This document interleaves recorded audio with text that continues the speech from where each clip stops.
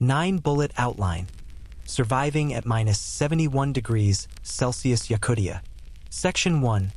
Welcome to Earth's coldest inhabited place. You'll discover why people chose to live where breathing freezes your lungs and what home means at minus 71 degrees Celsius. Section 2. The frozen larder beneath your feet. How Yakutians turn permafrost into a natural deep freeze and what culinary treasures hide in ice cellars year-round. Section 3. When your stove won't light, you'll learn the art of coaxing fire from frozen wood and why metal tools shatter like glass. Section 4. Stroganina. The raw frozen delicacy. Discover how paper-thin shavings of frozen fish become Yakutia's answer to sashimi and why heat ruins everything. Section 5. Horse, reindeer, and the proteins of survival. You'll explore why these animals thrive here and how their meat sustains families through 9-month winters. Section 6. Fermented, dried, and still alive. How Yakutians preserve summer's bounty through techniques that sound medieval but keep you fed when nothing grows. Section 7. The psychology of extreme cold eating. You'll understand how your body craves fat, why portions seem enormous, and what happens when calories mean survival. Section 8. Modern meets ancient. In today's Yakutia, explore how supermarkets, helicopters, and Instagram coexist with ice fishing and reindeer herding in the 21st century. Section 9. Could you actually survive here? You'll get the honest answer about adapting to Yakutian life, physically, mentally, and gastronomically, plus your gentle exit. Awaiting, continue. Section 1. Hey guys, tonight we're heading somewhere so cold that your eyelashes freeze into tiny icicles within seconds of stepping outside, where the air itself seems to crackle, and where the thermometer isn't just below zero. It's camping out at negative 71 degrees Celsius. We're talking about Yakutia, officially the Sakha Republic, a region in eastern Siberia that holds the dubious honor of being the coldest permanently inhabited place on Earth. And here's your reality check for the evening. You probably won't survive this. Not without knowing exactly what to eat, how to eat it, and why nearly everything you think you know about cooking goes completely out the window when the meat in your pantry is literally frozen solid in your stove. Well, your stove might just refuse to cooperate when the metal contracts and the wood won't catch. So, before you get comfortable, take a moment to like the video and subscribe, but only if you genuinely enjoy what I do here. And hey, I'm curious. Drop a comment below telling me where you're watching from and what time it is for you right now. Are you tucked in bed in Tokyo at 3 a.m.? Winding down in Wisconsin at midnight? I love seeing how this little community spans the globe, all of us drifting off together despite the time zones. Now, dim the lights, maybe turn on a fan for that soft background hum, and let's ease into tonight's journey together. You're standing in the village of Oymyakon, population around 500, though the numbers fluctuate with the seasons and the census takers' willingness to brave the cold. It's January, the heart of winter, and the sun made a brief, almost apologetic appearance around 11 this morning, casting long blue shadows across the snow before retreating again by 2 in the afternoon. The darkness here isn't just an absence of light. It's a physical presence, thick and heavy, pressing down on the landscape like a wool blanket. Your breath doesn't just fog. It freezes mid-air into a cloud of ice crystals that the locals call the whisper of stars. Romantic, sure, until you realize that same moisture is coating the inside of your nostrils and making every inhalation feel like swallowing knives. The village itself looks almost extraterrestrial in the dim twilight. Wooden houses hunker low to the ground, their roofs heavy with snow, smoke trickling from chimneys in thin, reluctant streams. There are no tall buildings here, no grand architectural statements. Everything is built for function, for survival, for keeping the relentless cold at bay. You notice that many homes have double or even triple doors, creating airlocks that prevent the interior heat from escaping when someone needs to venture outside. Windows are small, triple-glazed, often with a layer of ice forming between the panes despite everyone's best efforts. This is a place where metal becomes brittle and can snap like a pretzel stick, where rubber disintegrates, where exposed skin develops frostbite in under a minute. Historians still argue whether the indigenous Sakha people, the Yakuts, originally migrated here from somewhere warmer or whether they've always called this frozen realm home. But one thing is certain. They've developed survival strategies that would make a NASA engineer weep with admiration. And at the center of those strategies, more important than shelter, more crucial than clothing, is food. Because here's the thing about extreme cold, it changes everything about how you relate to eating. You're not just fueling your body. You're stoking an internal furnace that's working overtime to keep you alive. The average person in Yakutia consumes between 4,000 and 6,000 calories per day during winter. That's roughly double what you'd eat in a temperate climate, and the composition matters enormously. You need fat, glorious, energy-dense fat, in quantities that would horrify a cardiologist in California. You need protein that your body can break down slowly for sustained warmth. And you need to rethink every assumption you've ever had about food preparation. Because when your main ingredient is frozen harder than concrete and your cooking fuel is scarce enough to be precious, you adapt or you perish. You trudge toward one of the homes, your boots squeaking on the snow in that particular way that only happens when temperatures drop below -40. The cold isn't just uncomfortable.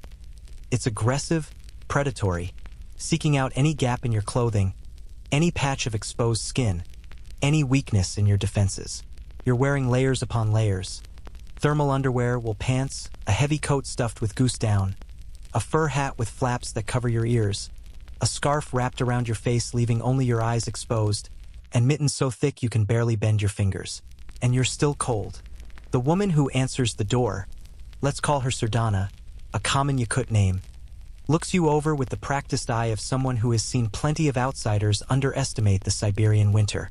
She's in her 60s, her face weathered but kind, her hands strong from a lifetime of work that doesn't pause for something as trivial as sub-zero temperatures. She ushers you inside quickly, closing the first door, then the second, then the third, each one another barrier between you and the killing cold outside. The interior is wonderfully, almost shockingly warm. A wood-burning stove dominates one corner of the main room, its metal sides glowing faintly with heat. The walls are thick, insulated with moss and clay in the traditional manner, though you notice some modern foam insulation peeking through in places. There's a television in one corner, satellite dish outside, because even at the end of the world, people want their news and their entertainment. On a shelf, you spot a collection of family photographs spanning generations, and tucked beside them, a smartphone charging on a cord. Modernity and tradition, existing side by side, because survival here has always meant embracing whatever works. Sardana gestures for you to sit at a heavy wooden table that looks hand-hewn, its surface worn smooth by decades of use. She's preparing an evening meal, and you're about to receive an education in Yakutian cuisine, a culinary tradition shaped entirely by necessity, by the brutal logic of staying alive when nature offers no forgiveness and no second chances. First, she says in accented but clear Russian, the lingua franca here, though many older residents still speak Saka as their first language. You must understand that everything you know about cooking you must forget. Here, we do not cook everything. Some foods are better frozen. Some foods must stay frozen. The cold is not our enemy.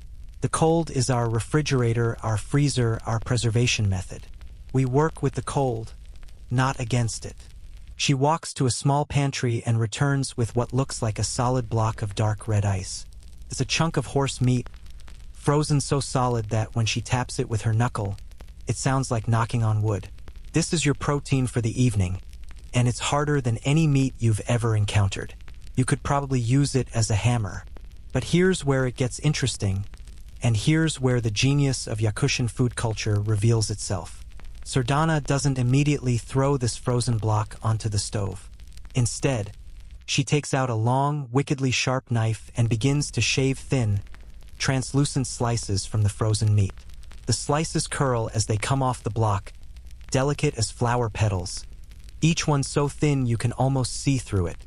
Stroganina, she announces with evident pride. Our gift to the world, though the world does not know it yet. You're watching the creation of one of Yakutia's most iconic dishes, and it requires no cooking whatsoever. The meat stays frozen. The meat must stay frozen. Because in this inverted culinary logic, frozen isn't a problem to solve. It's a feature to exploit.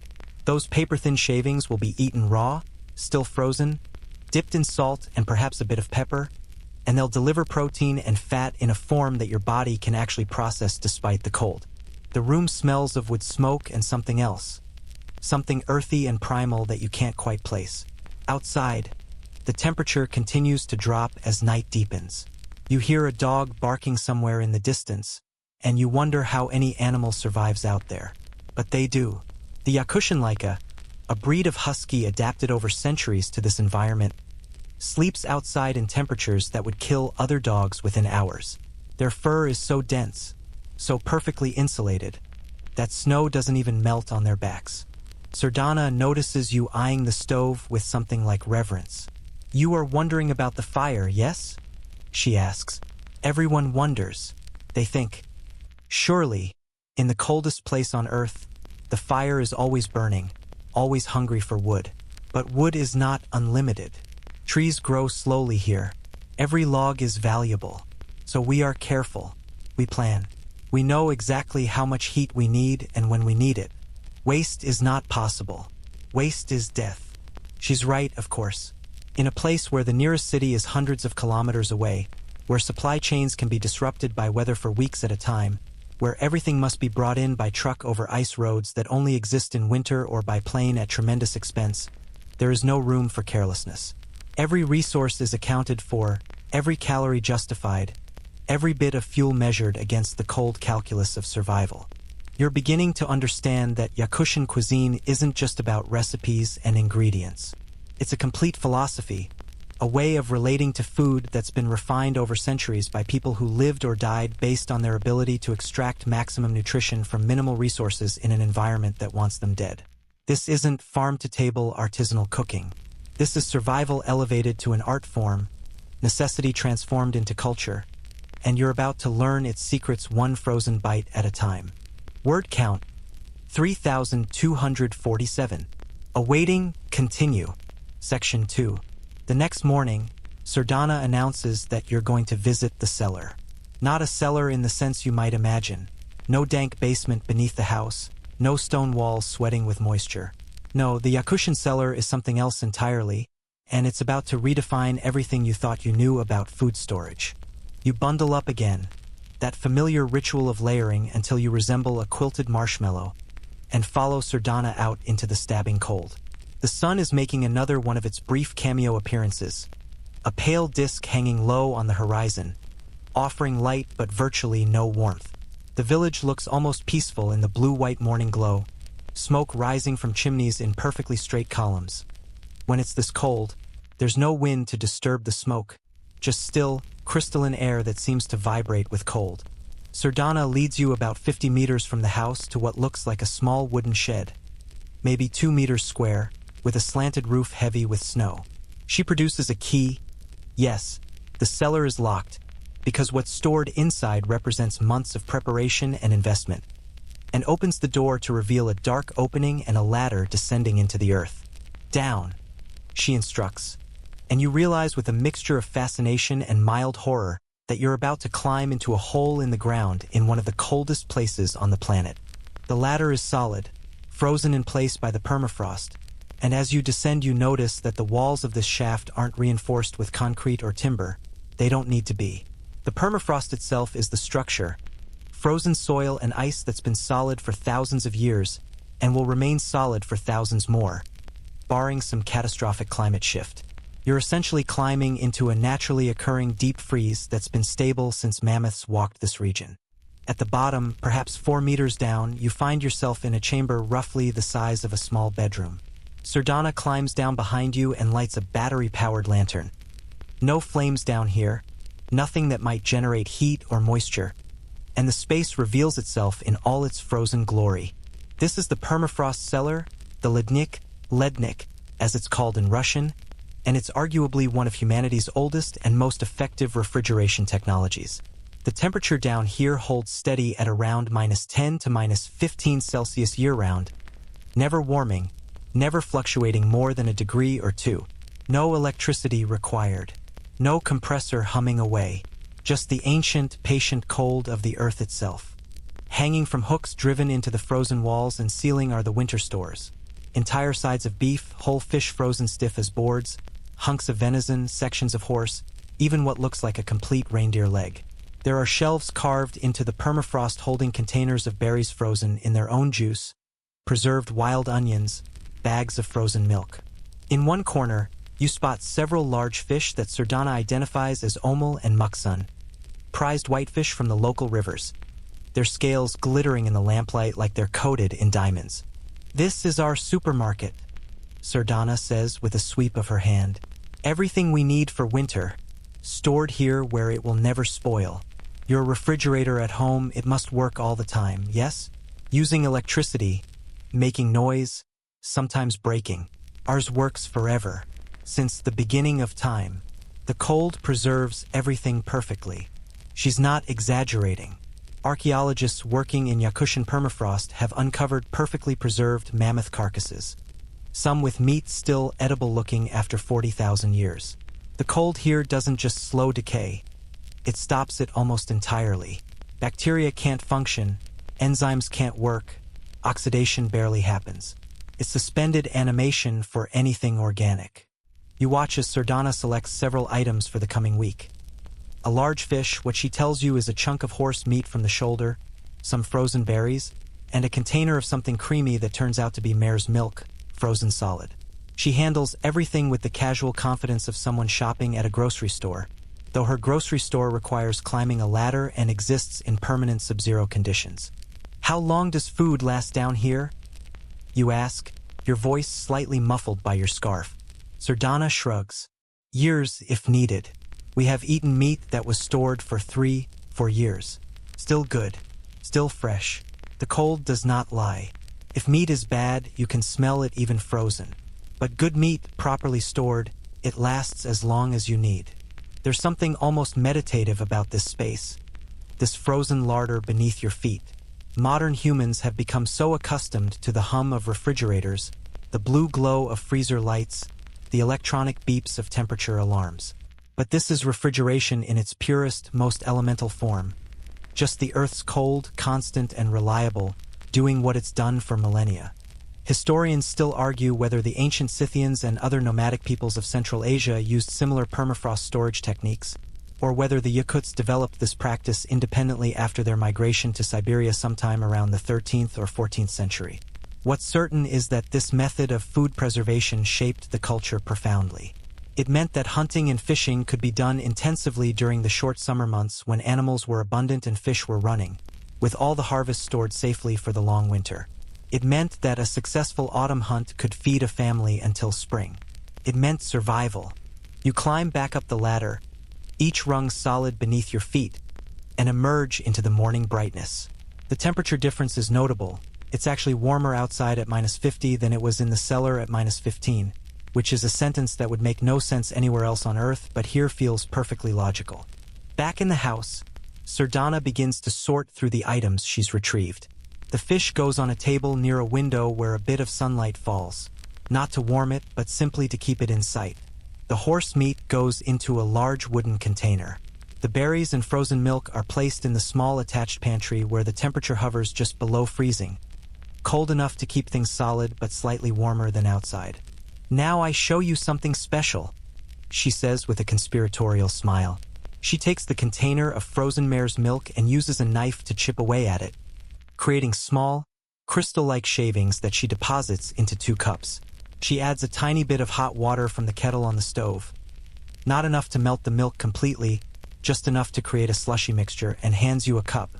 You taste it cautiously.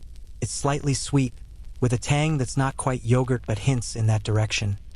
Creamy and cold and utterly refreshing in a way you didn't expect. This is kumis, or rather, a frozen version of the traditional fermented mare's milk beverage that's been a staple of Central Asian nomadic cultures for thousands of years. "We make this in summer," Sardana explains. "The Maras give milk when they have foals, and we ferment it, drink some fresh, freeze the rest. It's good for digestion, good for strength. The old people say it cures everything from headaches to heartbreak." She grins. "I don't know about heartbreak, but it does settle your stomach after eating too much stroganina." The fermentation process is fascinating in its own right. During the brief summer months when temperatures might actually climb above freezing, sometimes even reaching a sweltering 15 or 20 Celsius, the mare's milk is placed in leather bags or wooden barrels and stirred regularly over several days. Wild yeasts and bacteria from the environment begin to ferment the lactose, creating a slightly alcoholic, effervescent drink that's tangy and refreshing. Then, as autumn approaches and temperatures drop, some of this fermented milk is frozen in containers, preserving it in a semi-fermented state for the winter months. It's a perfect example of working with the seasons, using the warmth when you have it and the cold when you don't. Nothing is wasted, nothing is overlooked.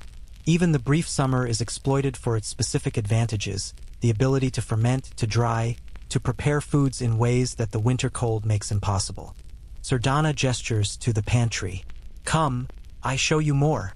Inside the small, unheated pantry room, you discover another aspect of Yakutian food storage that's equally clever.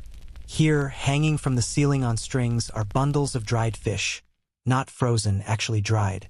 These were prepared in summer when the sun actually had some heat to it. The fish split and hung in the open air, sometimes lightly smoked until all moisture was removed.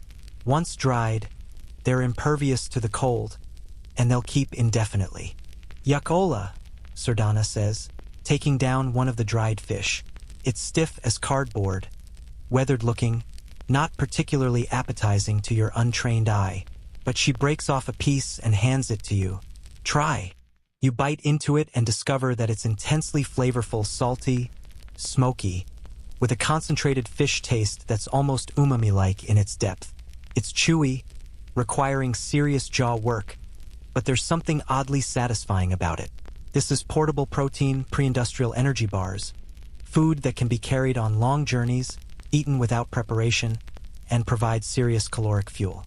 In the old times, Sardana says, hunters would take yakola and frozen cubes of fat, and that's all they needed for days in the wilderness.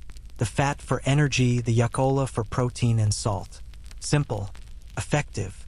There are also bags of frozen berries, cloudberries, blueberries, lingonberries, all gathered during the brief summer when the tundra bursts into life.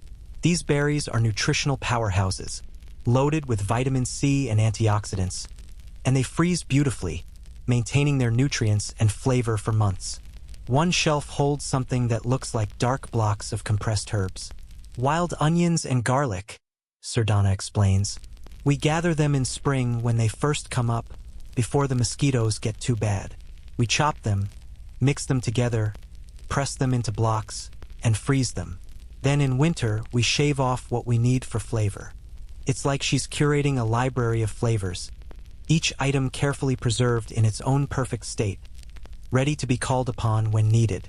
And all of it made possible by the permafrost, by the reliable, eternal cold that makes Yakutia inhospitable to human life in so many ways but provides this one tremendous advantage: perfect food preservation without any technology more sophisticated than a hole in the ground. You're beginning to see the pattern here. The Yakutian approach to food isn't about fighting the cold or wishing for warmer conditions. It's about absolute acceptance of the environment and then ruthless creativity in exploiting every advantage that environment offers. The cold wants to kill you? Fine, but first it's going to be your refrigerator, your food safety system, your preservation method. Every limitation is simultaneously an opportunity, if you're clever enough to see it. A quirky little historical tidbit that Sardana shares. In the Soviet era, when authorities tried to modernize Yakutian villages, they installed electric freezers in some homes. The locals, bemused, used them as regular cabinets. Why waste electricity freezing food when stepping outside does the job better? Some reportedly stored non-perishables in their electric freezers while keeping their frozen meat outside or in permafrost cellars. The intersection of modern technology and ancient practice doesn't always go the way bureaucrats expect. As you're examining the stores in the pantry, you notice something else. Bags of what looks like grain or seeds. Sardana sees your interest. Rice, buckwheat, flour, she explains. These we cannot grow here, so they come from outside, from the south. We buy in bulk during summer when the roads are good, store here in the cold. The mice cannot get it when it's frozen solid in sealed bags. It's a reminder that even the most self-sufficient Yakutian household exists in a larger trade network. Some foods simply cannot be obtained locally, grains being the primary example. The growing season in Yakutia is absurdly short, and even the hardiest grains struggle in soil that's permanently frozen just a meter or two down. So grains come in by truck or plane, purchased in large quantities while transport is possible, then stored like everything else. Frozen, preserved, rationed until the next resupply. This creates an interesting culinary dynamic. Traditional Yakutia cuisine is heavily protein-centric because that's what the environment provides. Fish from the rivers, game from the forest and tundra, livestock adapted to extreme cold, but it's supplemented by carbohydrates from the outside world, creating a fusion that's become its own tradition over the past century or so. You head back into the main room where it's warm, shedding a few layers now that you're inside again. Sardana puts a kettle on for tea, and you settle in to watch as she begins preparing a midday meal. She takes the large fish from the permafrost cellar, the muksun, and places it on a wooden cutting board. The fish is frozen absolutely solid, and for a moment you wonder how she's possibly going to work with it in this state. But then she picks up a hatchet. Yes, a hatchet. With practiced swings, she chops the frozen fish into sections. Through bone, through spine, through flesh that's hard as wood. It's not delicate work, it's carpentry. Each blow lands with a solid thunk, and pieces of frozen fish separate cleanly. She's portioning it for different uses. Some pieces for stroganina later, some for a soup she's planning. One section she'll save for tomorrow. You cannot cut frozen fish with a regular knife, she explains between swings. Too hard. You need weight, need force. Hatchet or sometimes a saw, like cutting wood. She grins at the comparison. It's a stark illustration of how the cold transforms everything, even basic kitchen tasks. In a normal climate, you'd fillet a fish with a sharp knife, delicate work requiring precision. Here, you're essentially chopping lumber, and your kitchen tools reflect that reality. Once the fish is portioned, Sardana takes one section, about a quarter of the whole fish, and sets it in a slightly warmer spot to begin thawing for the soup she's planning. Will take several hours, she notes. Must plan ahead. Cannot decide, I want fish soup and make it quickly. Must think ahead. Must be patient. This patience, this necessity of planning meals not hours but days in advance. It shapes the entire rhythm of life. You can't have spontaneous cooking in Yakutia. The meat you'll eat on Thursday needs to come out of the permafrost cellar on Tuesday. The fish you want for Friday needs to start thawing Wednesday. Everything requires forethought, planning, a deep awareness of how long frozen food takes to become workable. The cellar beneath your feet, or rather, 50 meters from the house, represents security, represents survival, represents the accumulated effort of summer and autumn hunts and harvests made available throughout the winter. It's wealth in its most fundamental form. Stored calories, preserved nutrition, the ability to feed yourself and your family when the world outside offers nothing but cold and darkness. And all of it, every frozen fish and every chunk of horse meat, exists because someone thousands of years ago looked at this hostile, impossible landscape and thought, we can make this work. We can turn the very thing that threatens to kill us into the thing that saves us. The cold is not the enemy. The cold is the tool. Word count, 3008. Awaiting, continue. Section 3. It's 4 in the afternoon, which means it's been dark for nearly 2 hours already, and Sardana announces it's time to bring in more firewood. You've been warm and comfortable inside, lulled by the steady heat from the stove, but now you're about to learn one of the harsh realities of Yakutian life. Keeping that stove burning is a constant, labor-intensive process that starts long before you strike a match. You bundle up once more. This routine is becoming almost meditative in its repetition, and follow Sardana to a woodshed attached to the side of the house. Even this short walk, maybe 10 meters, is enough to remind you that the cold is always waiting, always patient, always ready to reclaim any warmth you've managed to carve out for yourself. The woodshed is stocked with logs, all cut to roughly the same length, all stacked with the kind of precision that speaks to years of practice. But here's the first surprise. The wood is frozen. Not just cold, frozen solid. The moisture in the fibers turn to ice, making each log feel dense and heavy in a way that wood shouldn't feel. This is the first problem, Sardana says, hefting a log. Frozen wood does not want to burn. The ice must first melt, then the water must evaporate, then finally the wood can catch. If you try to start a fire with only frozen wood, you will fail. You will waste matches, waste kindling, waste time, and you will stay cold. She's selecting her logs carefully, running her hand over them, sometimes bringing them close to her face to examine them in the dim light from her headlamp. See this one. She shows you a log with visible cracks along its length. This will split when it warms. The ice inside expands, cracks the wood. Good for breaking into kindling, bad for a long burn. This is wood science you never knew existed. In temperate climates, you worry about whether wood is properly seasoned, whether it's been dried enough to burn efficiently. Here, you have the opposite problem. Wood that's too dry becomes brittle in the cold, while wood with any moisture content becomes frozen, requiring different handling strategies. Sardana loads your arms with logs. She's giving you the lighter ones you suspect, and carries a much larger bundle herself. Back inside, she doesn't immediately throw these logs onto the fire. Instead, she stacks them near the stove, close enough to begin warming, but not so close they'd be a fire hazard.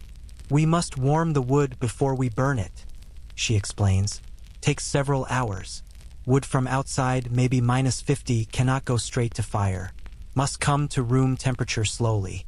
Otherwise, too much energy wasted just melting ice, and the fire weakens, maybe dies. It's another example of that essential planning ahead mentality. The wood you'll burn tonight was brought in this morning. The wood you'll burn tomorrow night is being brought in now. You're always thinking one step ahead, always preparing for the next phase, because spontaneity in this climate is a luxury you literally cannot afford. But here's where it gets even more interesting. Sardana opens the stove door and shows you the fire inside. It's not the roaring blaze you might expect. Instead, it's a carefully managed, moderate fire, with logs positioned precisely to maximize heat output while minimizing wood consumption. Big fire is wasteful fire, she says.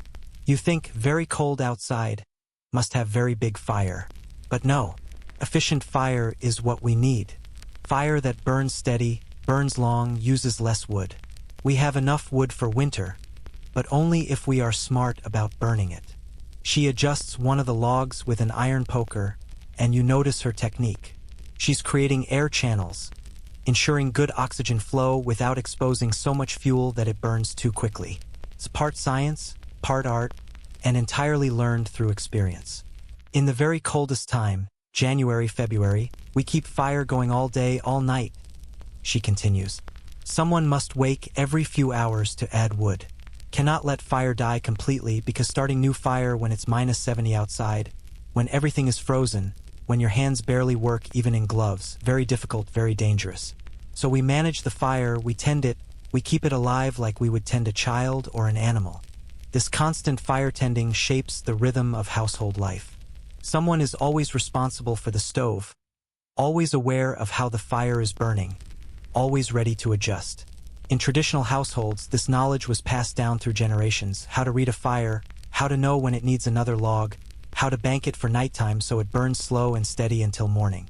Historians still argue whether the traditional Yakutian dwelling, the uresa, a conical structure made of bark and wood, used primarily in summer, had a central hearth similar to other northern indigenous peoples, or whether the harsh climate forced the development of more sophisticated enclosed stoves earlier than in other regions.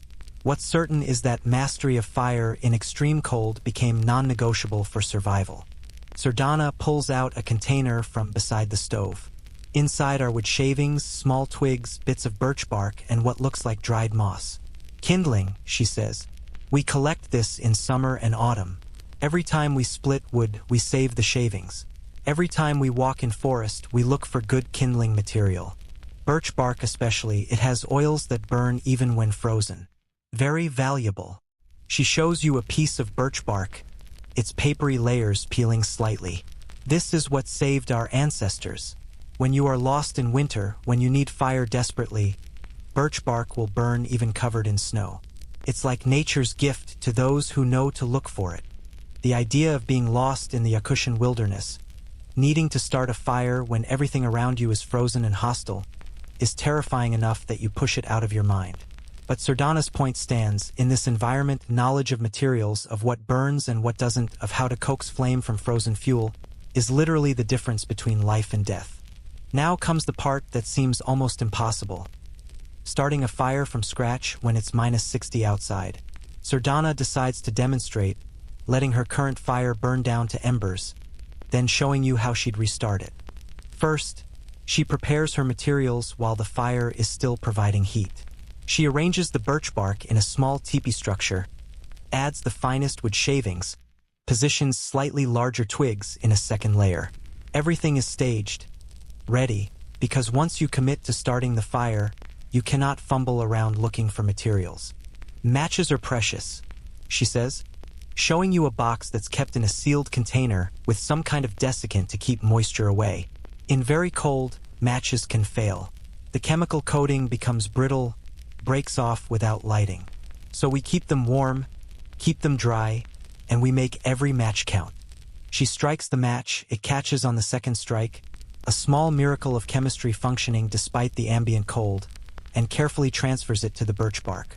The bark catches quickly, its oils igniting, small flames spreading through the papery layers. She adds wood shavings, just a few at a time, letting each addition catch before adding more. The tiny fire grows, fed carefully, nurtured. This is the dangerous moment, she says quietly, her full attention on the growing flames. Too much fuel too fast, fire smothers. Too little, it dies. Must feel it, must know it. She adds slightly larger kindling, building up heat, creating a base of coals. Only after several minutes, when the fire is established and radiating serious heat, does she add a small log, one of the pre-warmed ones that's been sitting near the stove. The log catches, the fire grows, and you realize you've just witnessed something that humans have been doing for hundreds of thousands of years, but in conditions that push the entire process to its absolute limits. Now imagine, Sardana says, closing the stove door and adjusting the air vents, that you must do this when your fingers are numb, when wind is blowing snow, when the cold is making you stupid and slow. This is why we never let fire die in winter. This is why we plan, why we prepare, why we respect fire like we respect nothing else. The stove begins to tick and creak as the metal expands with the heat. It's a comforting sound, a sound of safety and warmth in a world that offers little of either naturally. But the stove itself is worth examining. It's not a modern wood stove with fancy baffles and catalytic converters. It's a relatively simple but sturdy design, built to last, built to be repaired with basic tools. Because if your stove breaks in Yakutian winter, you don't just call a repairman and wait a few days. You could die waiting. Sardana shows you the stovepipe leading up through the ceiling. This must be checked constantly for ice buildup, she explains. The smoke is warm, but when it hits the cold pipe, moisture condenses, freezes. Over time, ice builds up inside pipe, blocks airflow. If you don't check, don't clear it, the smoke backs up into house and you die from carbon monoxide. Has happened. Still happens when people are careless. There's a sobering thought. Even successfully heating your home can kill you if you're not vigilant about maintenance. The cold doesn't just attack directly through freezing. It creates secondary dangers, subtle hazards that require constant awareness. She also points out that metal tools must be handled carefully. When metal is very cold, it can stick to your skin instantly, like a tongue to a frozen pole. You know this story? You nod, everyone knows that story. But it's not a joke here. Touch a metal tool with bare hand at -60, and your skin freezes to it immediately. Must pull away, leave skin behind, or wait for someone to pour warm water to release you. This is why all the tools near the stove have wooden handles, sometimes wrapped in leather or cloth. It's why Sardana wears thin gloves even inside when working with the stove. Every detail, every small adaptation, represents lessons learned, sometimes painfully, over generations. You notice that the floor near the stove is slightly raised, a wooden platform that keeps the stored wood and kindling off the direct floor. Air must circulate, Sardana explains. Even inside, cold from ground seeps up. Wood stored directly on floor would freeze to it, become damp when house warms. Small platform keeps it dry, keeps it ready. The choreography of managing fire in this climate is complex, involving dozens of small tasks and considerations that people in warmer climates never think about. It's not just throw wood on fire. It's collect wood in summer, Cut it to proper length, stack it to allow drying, move it closer to house before winter, bring in daily supply to warm, maintain kindling supply, keep matches dry, monitor stove temperature, check pipes for ice, manage airflow, bank coals for overnight, wake periodically to add fuel. A quirky detail that Sardana mentions almost in passing. Some of the old-timers in the village refuse to use modern manufactured logs or compressed wood products, even though they burn longer and more consistently. They insist that natural wood from local forests burns cleaner, though whether this is folk wisdom or actual chemistry is unclear.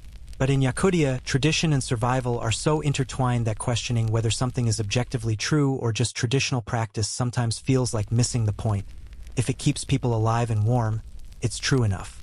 As evening deepens, Sardana prepares to cook the evening meal, and you realize the stove serves double duty. It's not just heating, it's the cooking surface. A heavy cast iron pot is positioned on top of the stove, and she begins to build her soup, using some of the fish that's been thawing since morning. The stove must serve all purposes, she says. Heat house, heat water, cook food. We cannot afford separate appliances for each task. Everything must be efficient, must be simple, must work always.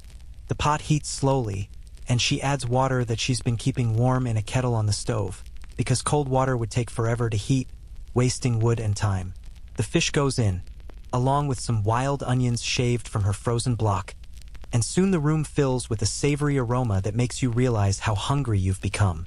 Outside, the cold presses against the windows, frost forming intricate patterns on the glass despite the triple panes. But inside, the stove ticks and creaks, the fire glows, and warmth radiates into the small space, holding the darkness and cold at bay through nothing more magical than properly managed combustion and generations of accumulated knowledge about coaxing life-sustaining heat from frozen wood in the coldest inhabited place on Earth. Word count, 3,156. Awaiting, continue. Section 4. The fish soup is simmering on the stove, filling the house with rich, savory steam. But Sardana has something else she wants to show you. Something she clearly considers a centerpiece of Yakutian culinary culture. She retrieves another fish from the pantry, this one a beautiful omul with silvery scales that catch the lamplight, frozen solid as a statue. Now, she says with evident pride, I teach you stroganina properly. This is our art. This is what makes us Yakutian. Stroganina, the word comes from the Russian word strogat, meaning to shave or to plane, is arguably Yakutia's most distinctive contribution to world cuisine, though the world largely remains unaware of it. It's raw fish, frozen solid, shaved into paper-thin slices and eaten immediately while still frozen. And before you raise objections about food safety or parasites, understand that the extreme cold does something remarkable to the fish. It kills parasites more effectively than cooking ever could, freezing them so thoroughly that they're rendered completely harmless. Sardana places the frozen omul on a wooden cutting board and selects her knife. Not the hatchet from earlier, but a long, thin-bladed knife with an edge so sharp you could probably shave with it. She grips the fish firmly with one hand, and with smooth, practiced strokes, begins to shave off translucent slices. The technique is mesmerizing to watch. The knife slides along the frozen flesh at just the right angle, curling off slices so thin they're almost transparent, each one maybe a millimeter thick. They curl naturally as they come off the fish, looking more like flower petals or wood shavings than anything you'd recognize as food. The key is the angle, Sardana explains without pausing in her work. Too steep, the slice is too thick, difficult to eat. Too shallow, the knife slips, wastes fish. Must be just right. My grandmother taught me when I was 7 years old. Took me 2 years to get the angle correct. She's accumulated a small pile of these frozen fish slices, and she gestures for you to take one. You pick up a curl of frozen omul, dip it in the small bowl of salt and pepper she's prepared, and place it in your mouth. The sensation is unlike anything you've experienced. The fish is frozen, yes, but so thin that it begins to melt almost immediately on your tongue. The flavor is clean, pure, intensely fish-forward, but without any of the fishy taste you might associate with less than fresh seafood. There's a slight crunch initially, then it melts into a creamy, fatty richness. The salt and pepper provide just enough seasoning to enhance without overwhelming. Good, yes? Sardana asks, though your expression has probably already answered her question. It's extraordinary. It's sashimi taken to a logical extreme, frozen instead of merely chilled. The texture transformed by ice into something entirely its own. And there's something primal about it, too, eating raw flesh in the coldest place on Earth, your body immediately recognizing the fat and protein it needs to survive. Stroganina is traditional food, but also party food. Sardana continues, still shaving slices with methodical precision. When guests come, when there is celebration, we make stroganina. Everyone sits around, eats together, talks. Is social, is shared. But also is practical, no cooking needed, no fuel wasted, no time spent over stove. The cold does all the work. The fish she's working on is omul, a species of whitefish endemic to Siberian waters, particularly Lake Baikal and the rivers feeding it.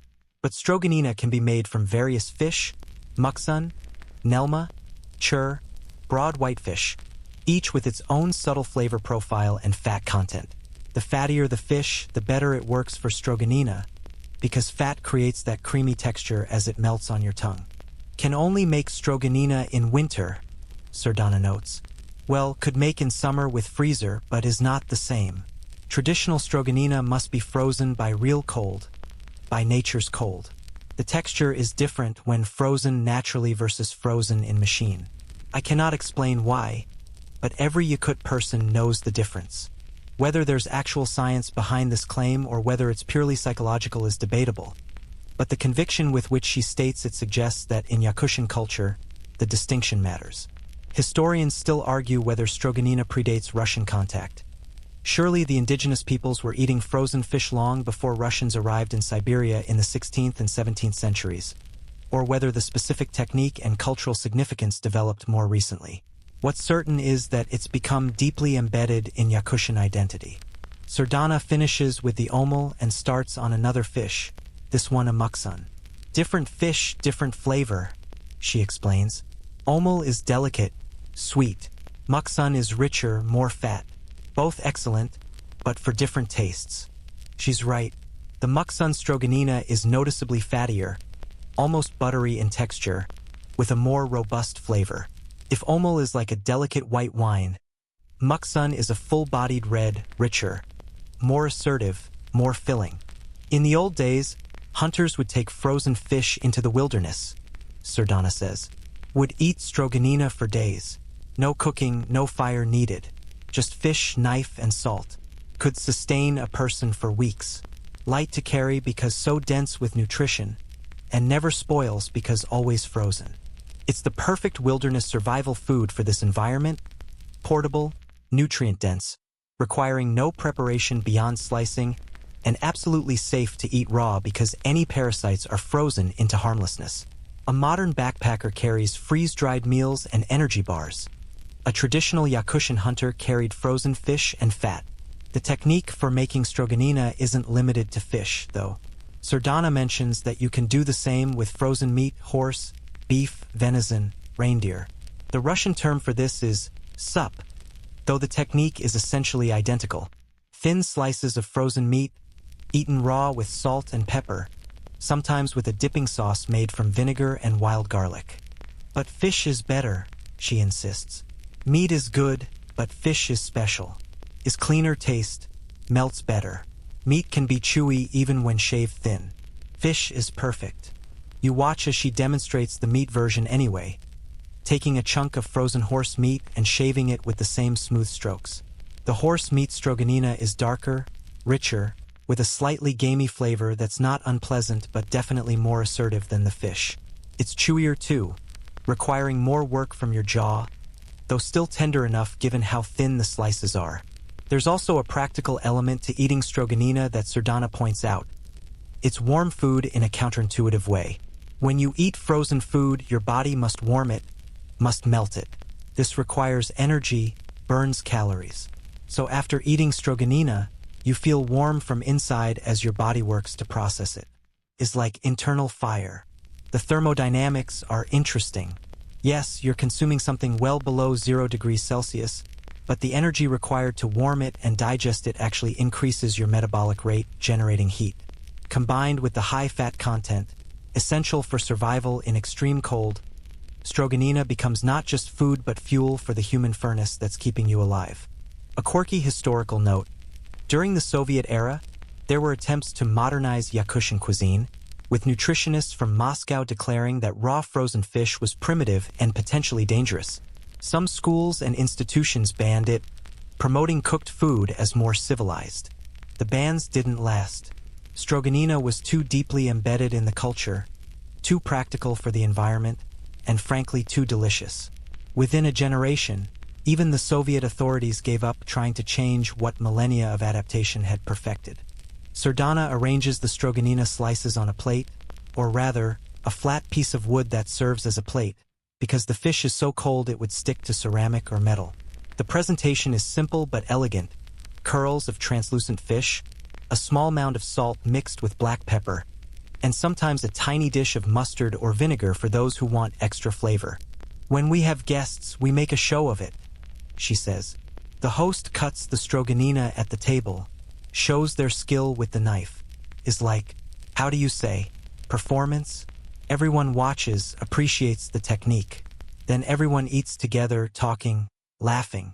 Is communal. This social aspect is important.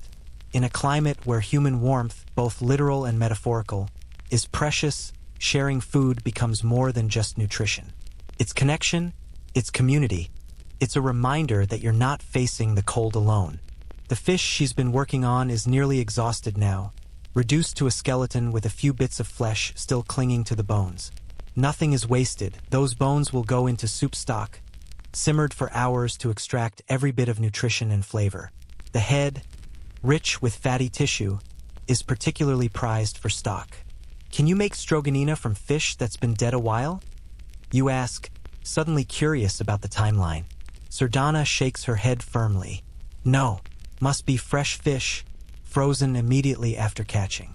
If fish dies and sits even few hours before freezing, the quality suffers.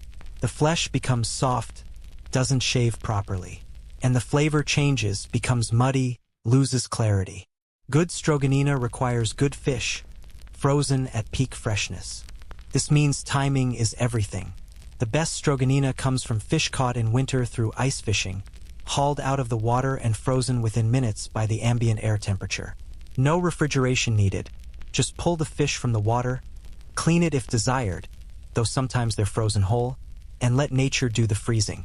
Within an hour, you have fish at -40 or 50 degrees, perfectly preserved, ready to be stored until needed. There's also an art to choosing fish for stroganina. Sardana explains that older, fattier fish are preferred. Young fish are leaner, and while perfectly edible, they don't have that luxurious, creamy texture that makes stroganina special. The indigenous fishermen know the best spots, the best times, the best techniques for catching the ideal fish. You try another piece, this time from the muksun, and you're struck again by how the fat content transforms the experience. It's like comparing skim milk to heavy cream. Same basic ingredient, completely different sensation. In summer, we cannot eat like this, Sardana says with a touch of regret. Too warm. Fish would spoil. So stroganina is winter food, is gift of cold season. Makes winter better. Gives us something to enjoy when everything is dark and frozen. It's a beautiful example of finding pleasure in hardship, of transforming a limitation into a celebration. Yes, you're trapped in months of darkness and deadly cold, but you also get to eat some of the finest raw fish in the world, prepared in a way that's impossible anywhere else. Sardana wipes her knife clean and returns it to its place. The stroganina is ready, arranged on its wooden board, and she gestures for you to help yourself. You take another piece, you're developing a taste for this, you realize, and as it melts on your tongue, you understand why Yakutians have been making this for centuries. Heat in Yakutian cuisine isn't always the goal. Sometimes the cold itself is the preparation method, the preservation technique, the very essence of the dish. Stroganina doesn't fight the environment. It embraces it, uses it, celebrates it.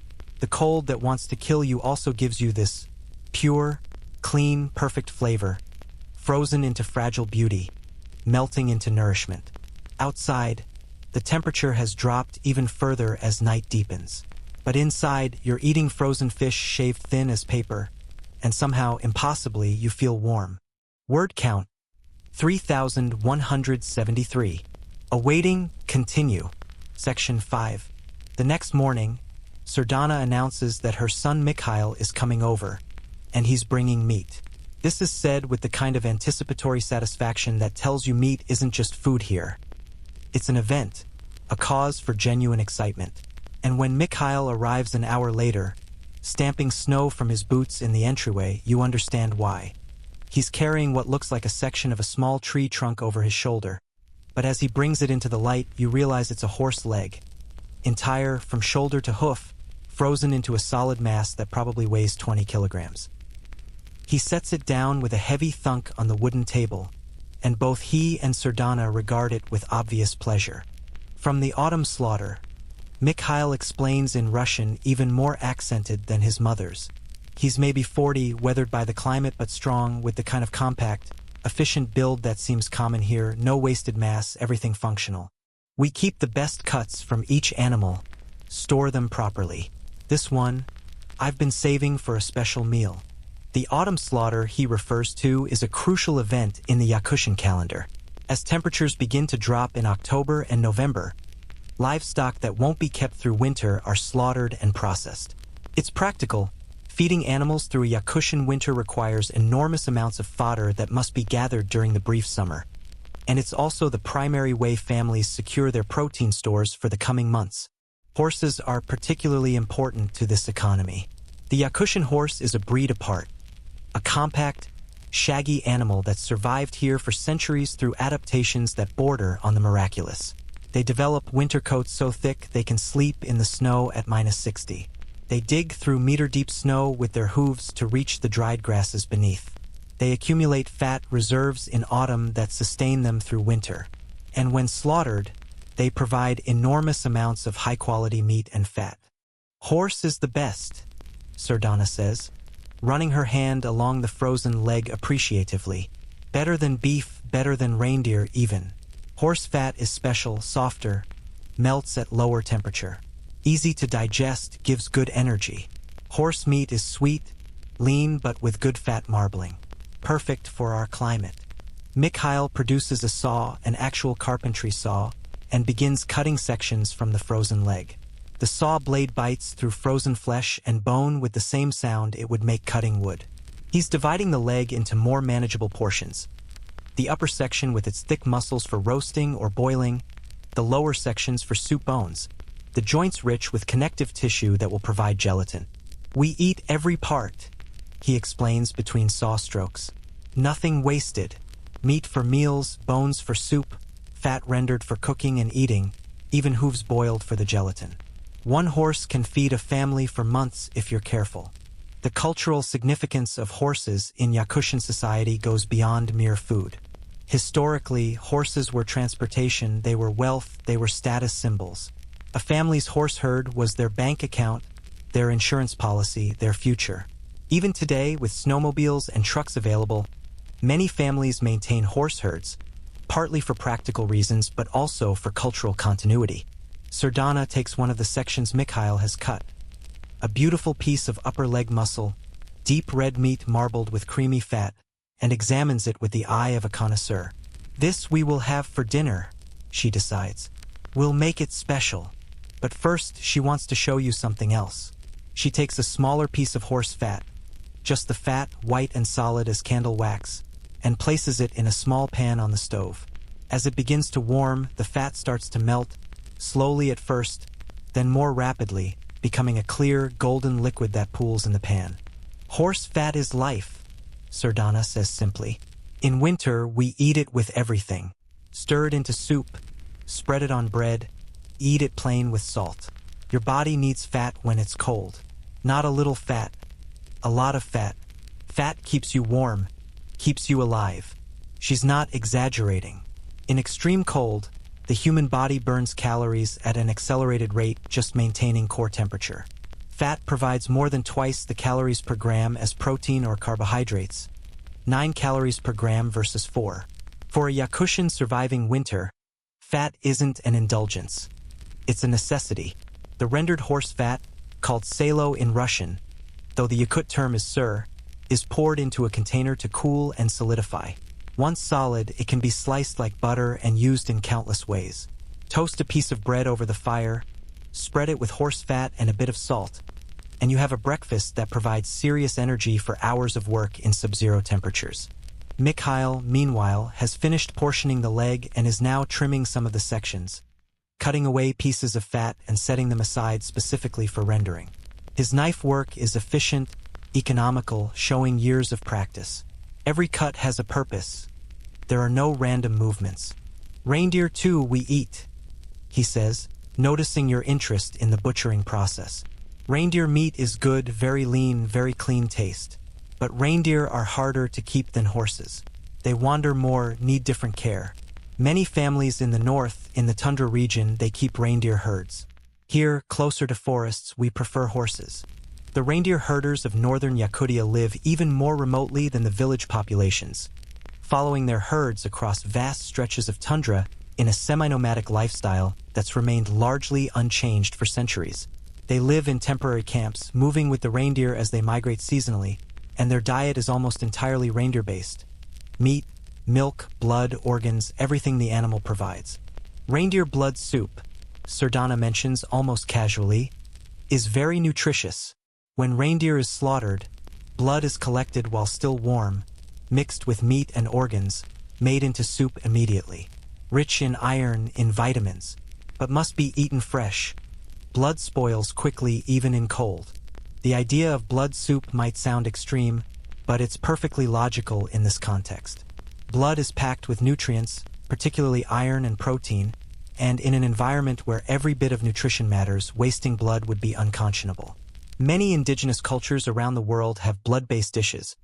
Black pudding in Britain, blood sausage across Europe, blood tofu in Asia, because humans learned long ago that blood is too valuable to discard. Mikhail has set aside a portion of horse meat specifically for making stroganina. You're becoming familiar with this now, the way certain cuts are designated for certain preparations.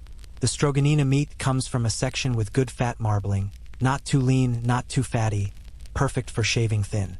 But today's main event is going to be boiled horse meat, a dish so fundamental to Yakutian cuisine that it's essentially the default celebration meal. Sardana fills a large pot with water she's been keeping warm on the stove, remember, because starting with cold water wastes time and fuel, and positions it to come to a boil. While waiting for the water to heat, she prepares the meat. The frozen chunk goes into a basin of cool water, not warm, which would cook the surface, just cool, to begin a gradual thaw. Must thaw slowly, she explains. Too fast, and meat becomes mushy, loses texture. Slow thaw keeps the structure intact. This thawing process will take hours, which is fine because the meal won't be ready until evening anyway.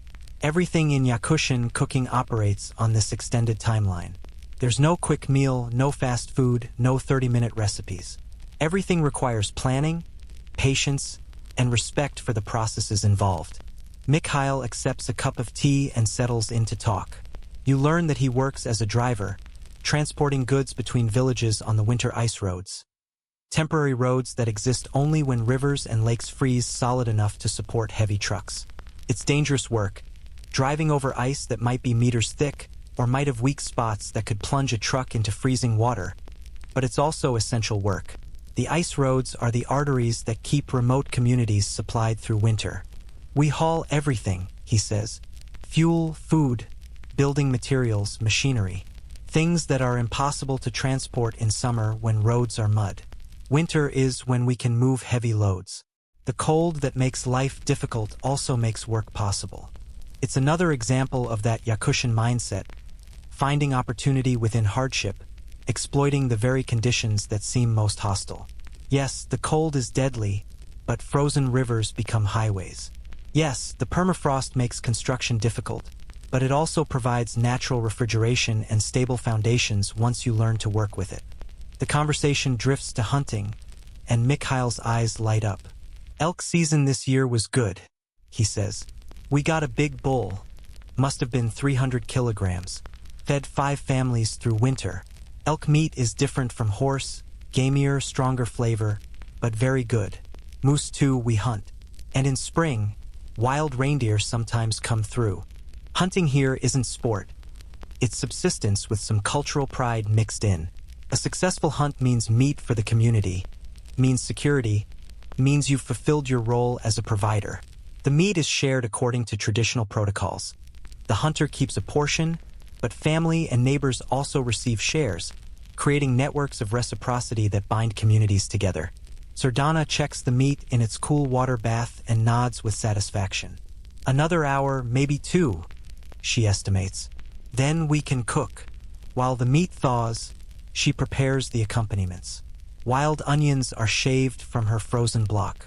Some of the rendered horse fat is set aside for serving. Salt is measured out, not too much because the goal is to taste the meat itself, not to overwhelm it with seasoning. Traditional Yakut cooking is simple, she explains. We don't have many spices, many herbs. What we have is good meat, good fish, good fat. We let the ingredients speak for themselves. Salt, maybe pepper, maybe onion. That's all. The meat is the star. This simplicity isn't primitive. It's refined minimalism born of necessity and availability. When you don't have access to elaborate spice routes or year-round fresh herbs, you learn to appreciate the pure, unadulterated flavors of your primary ingredients. And when those ingredients are animals that have adapted to one of Earth's harshest environments, developing unique fat compositions and flavor profiles in the process, simplicity actually makes sense.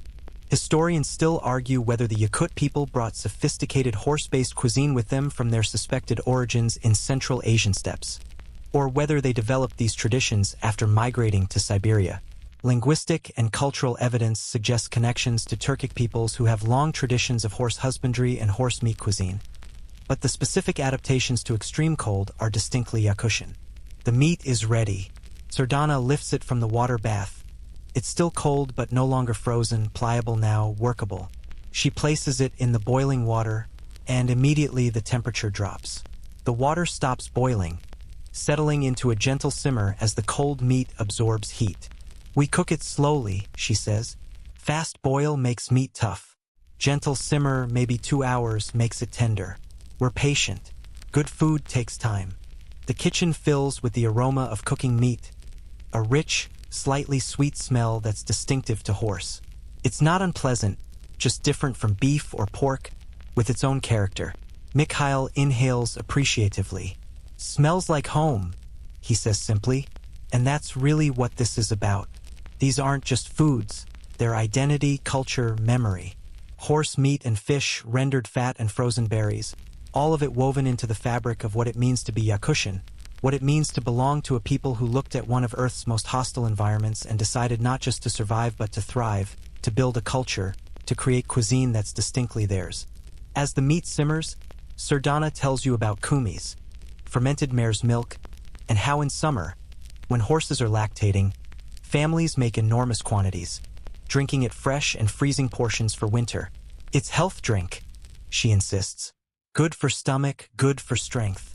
My grandmother lived to 97, drank kumis every day of her life. The meat takes its time, simmering gently, becoming tender. When Sardana finally removes it from the pot, it's transformed. Still firm but yielding, the fat translucent and quivering, the meat dark and fragrant.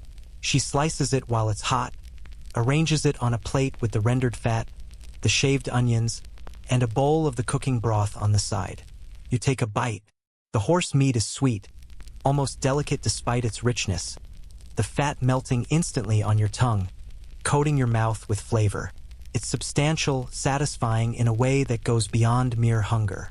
This is food that tells your body, you're safe, you're fed, you can survive another day. Outside, the cold presses against the windows. But inside, you're eating meat that represents survival, community, and cultural identity all braided together. And for this moment at least, the harsh world feels very far away. Word count, 3,185. Awaiting, continue. Section 6. Over the next few days, Sardana decides you need a comprehensive education in Yakutian food preservation techniques, because while frozen storage is crucial, It's not the only method these people have developed to survive 9 months of winter. Some foods, she explains, benefit from processes that seem almost medieval to your modern sensibilities, but have kept families alive for generations when nothing fresh grows and hunting becomes impossible. She starts with dried meat, not just any dried meat, but a specific preparation called kirpiai. From her pantry, she retrieves what looks like dark, leathery strips hanging from hooks, and at first glance you'd be forgiven for thinking it's some kind of bark or extremely old leather. But when she breaks off a piece and hands it to you, you realize it's meat, preserved through a drying process that removes almost all moisture while concentrating the flavor into something almost impossibly intense. We make this in late summer, early autumn, Sardana explains. Take lean meat, horse, elk, reindeer, cut into very thin strips, hang in the sun and wind. Takes about a week if weather is good. When the mosquitoes are gone but before the killing cold comes, that's the perfect time. You bite into the kirpiai and immediately understand why dried meat has been a staple of nomadic and survival cultures worldwide. It's incredibly chewy. Your jaw is working overtime, but the flavor is concentrated and rich, almost like a meat-based umami bomb. And the practical advantages are obvious. It's lightweight, it won't spoil, it requires no refrigeration, and it packs serious calories and protein into a small package. Hunters take this into wilderness, she continues, can chew on it all day while traveling. One small bag of kirpiai can sustain a person for a week. Just needs water to go with it, because it makes you very thirsty. The drying process serves multiple purposes beyond mere preservation. It reduces weight by roughly 75%, making transport easier. It creates a product that can be eaten without cooking, eliminating the need for fire when you're traveling. And it provides a way to preserve meat during that narrow window in autumn when temperatures are too warm for reliable freezing but cool enough to prevent rapid spoilage during the drying process. But Sardana has something even more interesting to show you, something that makes dried meat look positively conventional. She goes to a sealed container in the coldest part of the pantry and retrieves what looks like a dark, paste-like substance in a small jar. The smell that escapes when she opens the lid is challenging, pungent, fermented, undeniably funky. King, she announces with a slightly mischievous smile, clearly enjoying your reaction. Fermented fish, very traditional, very old way of preserving. Not everyone likes it, but old people say it's the healthiest food we have. The preparation of king involves taking fish, usually whitefish like omul or muksun, and burying them in a bark-lined pit during summer, allowing natural fermentation to occur over several weeks. The fish essentially rot in a controlled manner, with beneficial bacteria breaking down proteins and creating a product that's both preserved and, according to its proponents, highly nutritious. My grandmother would eat this every day, Sardana says. She said it kept her strong, kept her digestion good. Modern young people, they say it's too smelly, too old-fashioned. They prefer modern food. But the old ways had wisdom. You try a tiny amount on the tip of your finger. The taste is intensely fermented.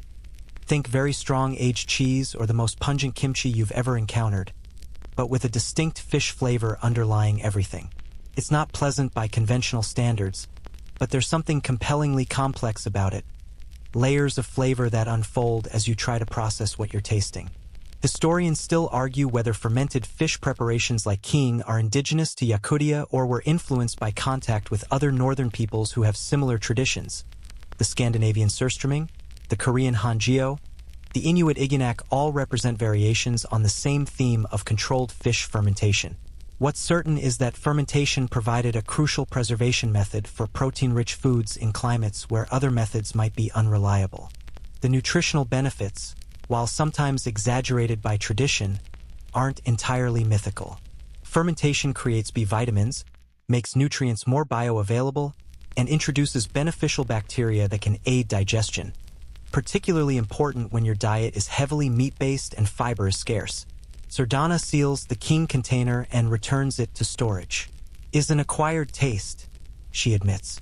But in old times, when people were very hungry, when winter lasted too long and supplies ran low, king could save lives.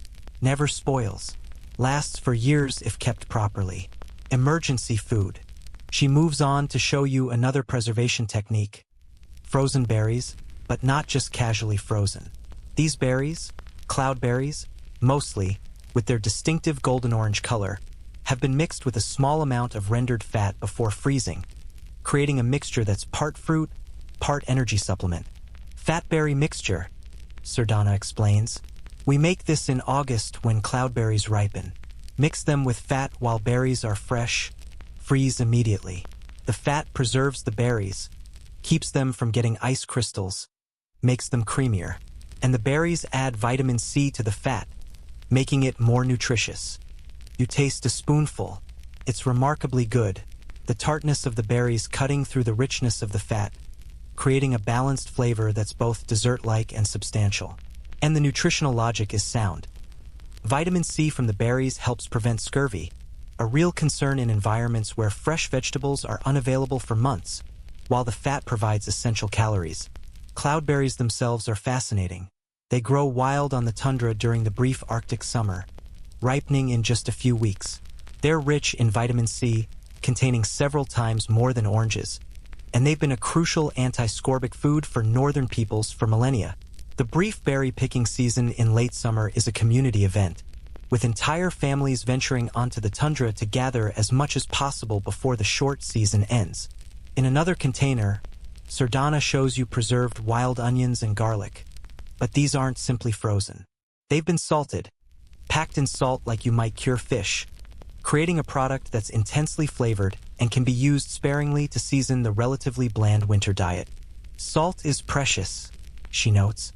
We don't have salt here naturally, must buy from outside, so we use carefully.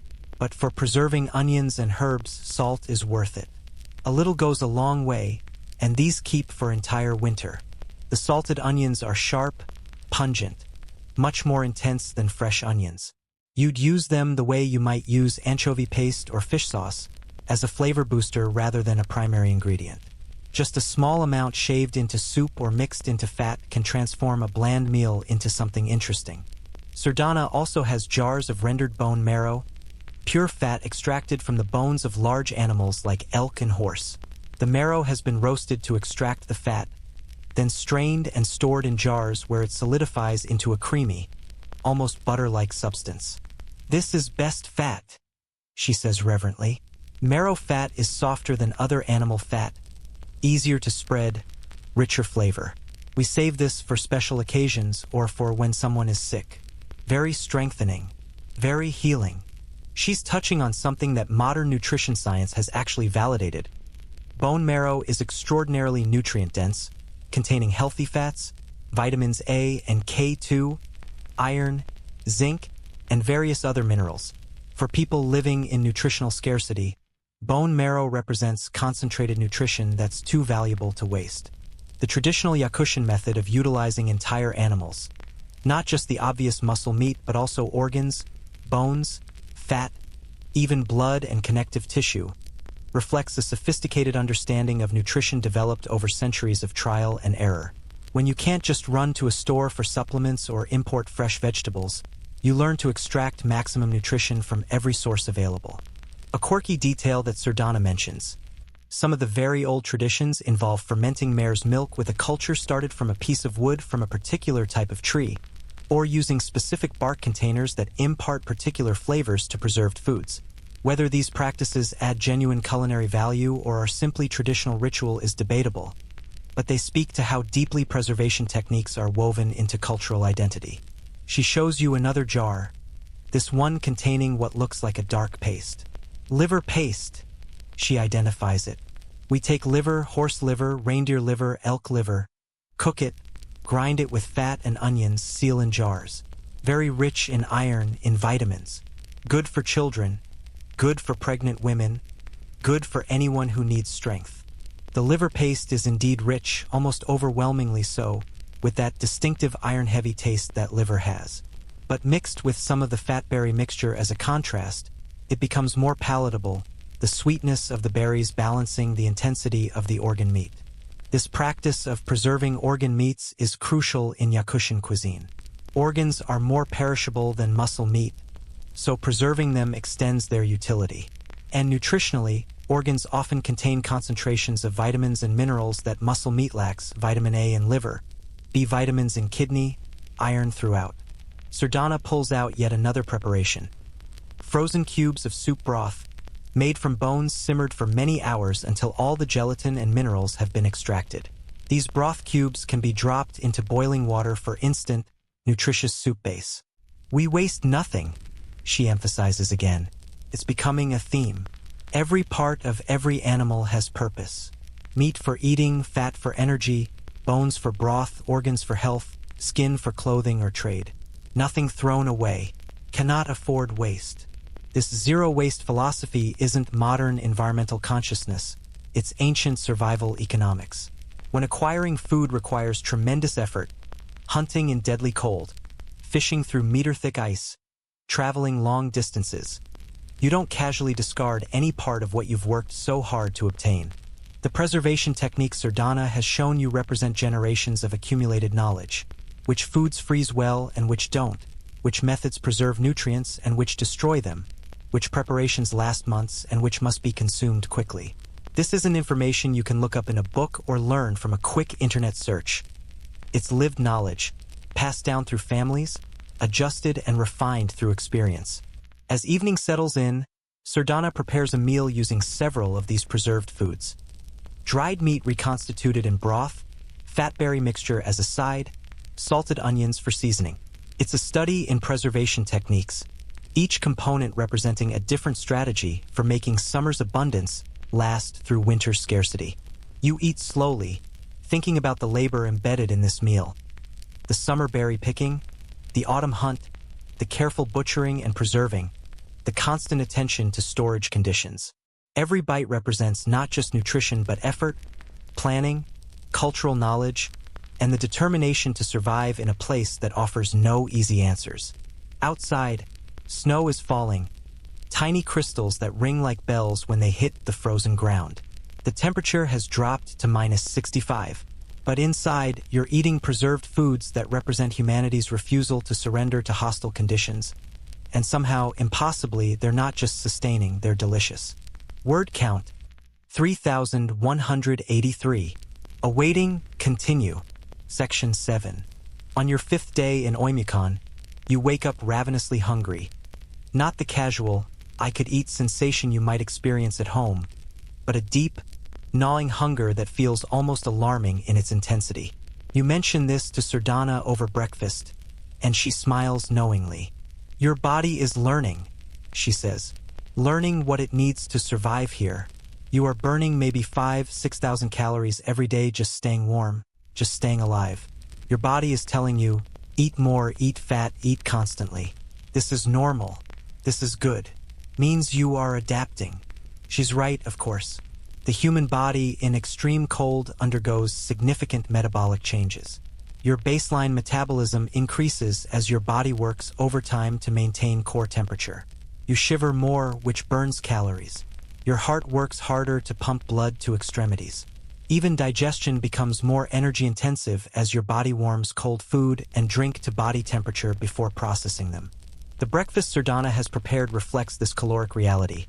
Thick slabs of bread, bought in bulk and frozen, thawed as needed, spread liberally with rendered horse fat.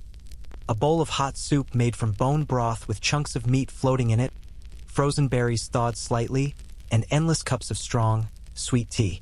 By normal standards, it's an enormous breakfast. By Yakutian winter standards, it's adequate. When I was young, Sardana says, settling in with her own massive breakfast, we had a saying, winter makes you eat like a bear preparing for hibernation, except you never hibernate. Is true. You must eat constantly. If you don't, your body starts consuming itself. First the fat you have stored, then muscle, then you become weak, slow, dangerous to yourself. She's describing the early stages of hypothermia and starvation, conditions that can develop with frightening speed in extreme cold if caloric intake doesn't keep pace with expenditure. The human body stores relatively limited energy reserves. Even a well-fed person has perhaps enough stored calories for a few weeks of normal activity. But in extreme cold, those reserves can be depleted in days if not continuously replenished. The psychological aspect of eating in this environment is equally important. and Sardana seems to sense that you need to understand this dimension too. Cold does strange things to the mind, she says quietly. Makes you tired, makes you slow, makes you not want to eat even though you must. Is dangerous. You must force yourself sometimes. Must remember that food is not pleasure here. Food is survival. This is a profound shift from how most modern people relate to eating. In food-abundant cultures, eating is often about taste, social experience, comfort, sometimes even entertainment. You eat when you're hungry, sure, but also when you're bored, stressed, celebrating, socializing. The relationship to food is complex and often emotionally laden. In Yakutia, during the deep winter, that complexity collapses into stark simplicity. You eat to live. The pleasure is secondary. The taste is less important than the calories. You're not dining. You're fueling a biological furnace that cannot be allowed to go out. I have seen people from outside, from warm places, come here and not eat enough. Sardana continues. They think their normal portions are sufficient. They think, I'm not that hungry means they don't need to eat. But cold suppresses appetite sometimes, tricks you. Then suddenly they are weak, confused, making bad decisions. Very dangerous. Historians still argue whether the indigenous Yakut people underwent genetic adaptations over centuries that make them more efficient at surviving extreme cold. Some studies suggest possible variations in genes related to metabolism and fat distribution. But regardless of genetics, cultural knowledge about eating properly in extreme cold has clearly been refined over generations. The sheer quantity of fat in the Yakutian diet would horrify most modern nutritionists, but it's perfectly calibrated to the environment. Fat provides 9 calories per gram versus 4 for protein or carbohydrates.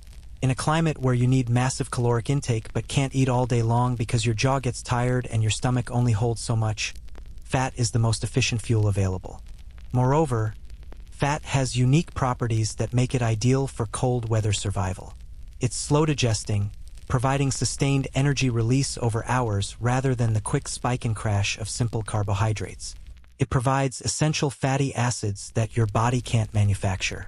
And perhaps most importantly, it provides the building blocks for maintaining cell membrane integrity in cold conditions. Your cell membranes need to remain fluid enough to function even as your body temperature edges toward hypothermia. Sardana refills your tea, always sweet, always hot, and continues. The old people, they could tell by looking at someone whether they were eating properly for winter. Too thin, too pale, moving too slowly. These are signs of not enough fat, not enough calories. A healthy winter person has good color, has energy, has layer of fat protecting them. This traditional assessment aligns with modern understanding of cold weather physiology. Subcutaneous fat acts as insulation, reducing heat loss through the skin. It's not just stored energy. It's a physical barrier between your warm core and the deadly cold outside. The tea itself is worth examining. Sardana drinks perhaps 10 to 15 cups per day, each one heavily sweetened. Hot liquid is important, she explains. Warms you from inside, provides fast energy from sugar, keeps you hydrated. Cold makes you not feel thirsty, but you still lose moisture through breathing, through skin.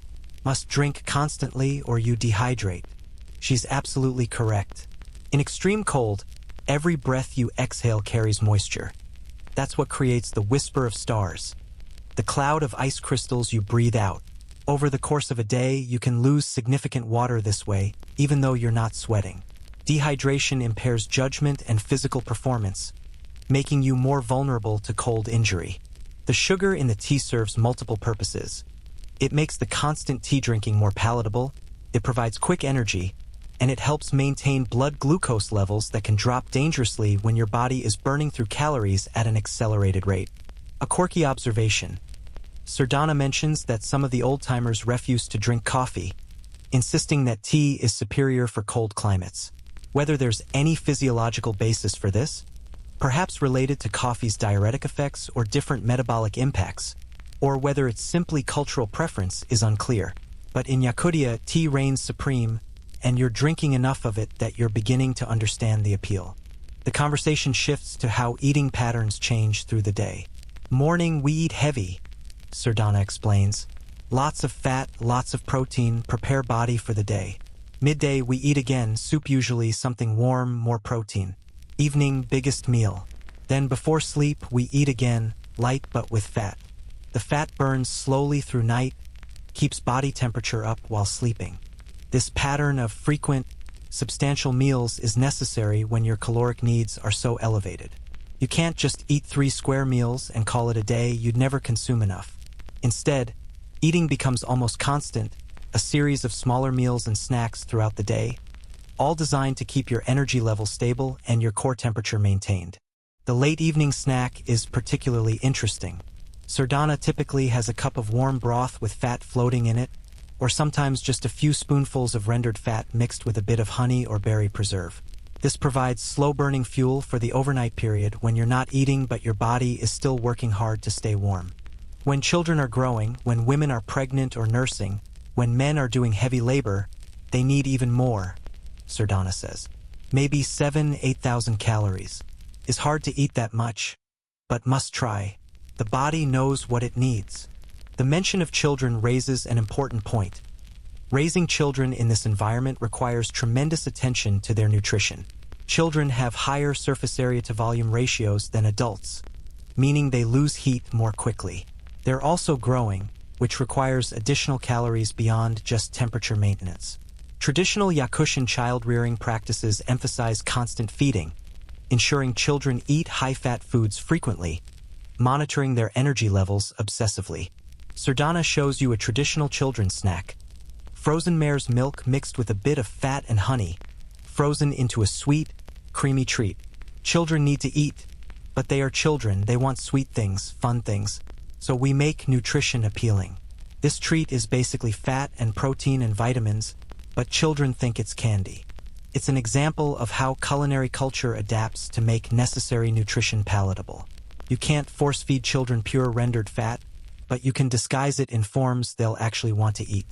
The psychological challenge of maintaining this eating pattern day after day, month after month, shouldn't be underestimated. Sardana admits that by late winter, around February or March, she sometimes feels tired of eating, tired of the same foods, tired of the constant work of consuming enough to survive. This is why spring is so celebrated, she says, not just because weather improves, but because fresh foods come back. First green onions pushing through snow, first fish from rivers after ice breaks. These are like miracles. Taste different than frozen food, than preserved food. Reminds you that life continues, that winter ends. But until spring arrives, the eating continues. Your body in extreme cold is a furnace, and that furnace requires constant stoking. Miss too many meals, skimp on fat, fail to drink enough liquid, and the consequences can be swift and severe. As if to emphasize this point, Sardana tells you about a hunter who went out several years ago without adequate food supplies. He was experienced, knew the wilderness, but had miscalculated how much food he'd need for a 3-day trip. He ran out of food on day 2, tried to push through, and was found on day 3 suffering from severe hypothermia and exhaustion, unable to make rational decisions, barely alive. The cold is patient, Sardana says.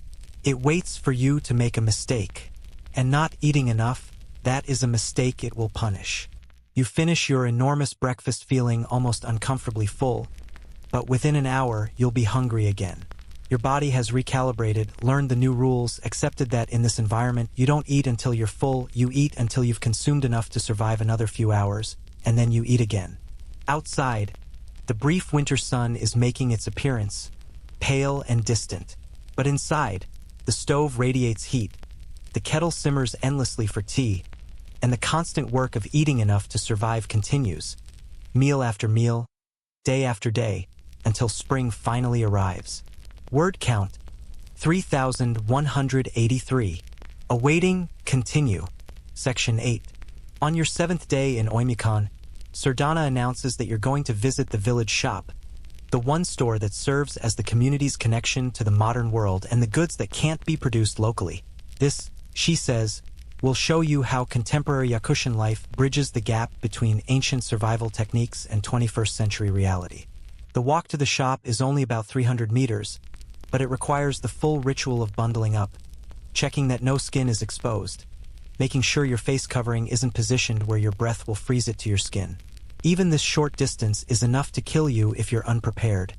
And Sardana treats the preparation with the same seriousness she'd give to a multi-hour journey.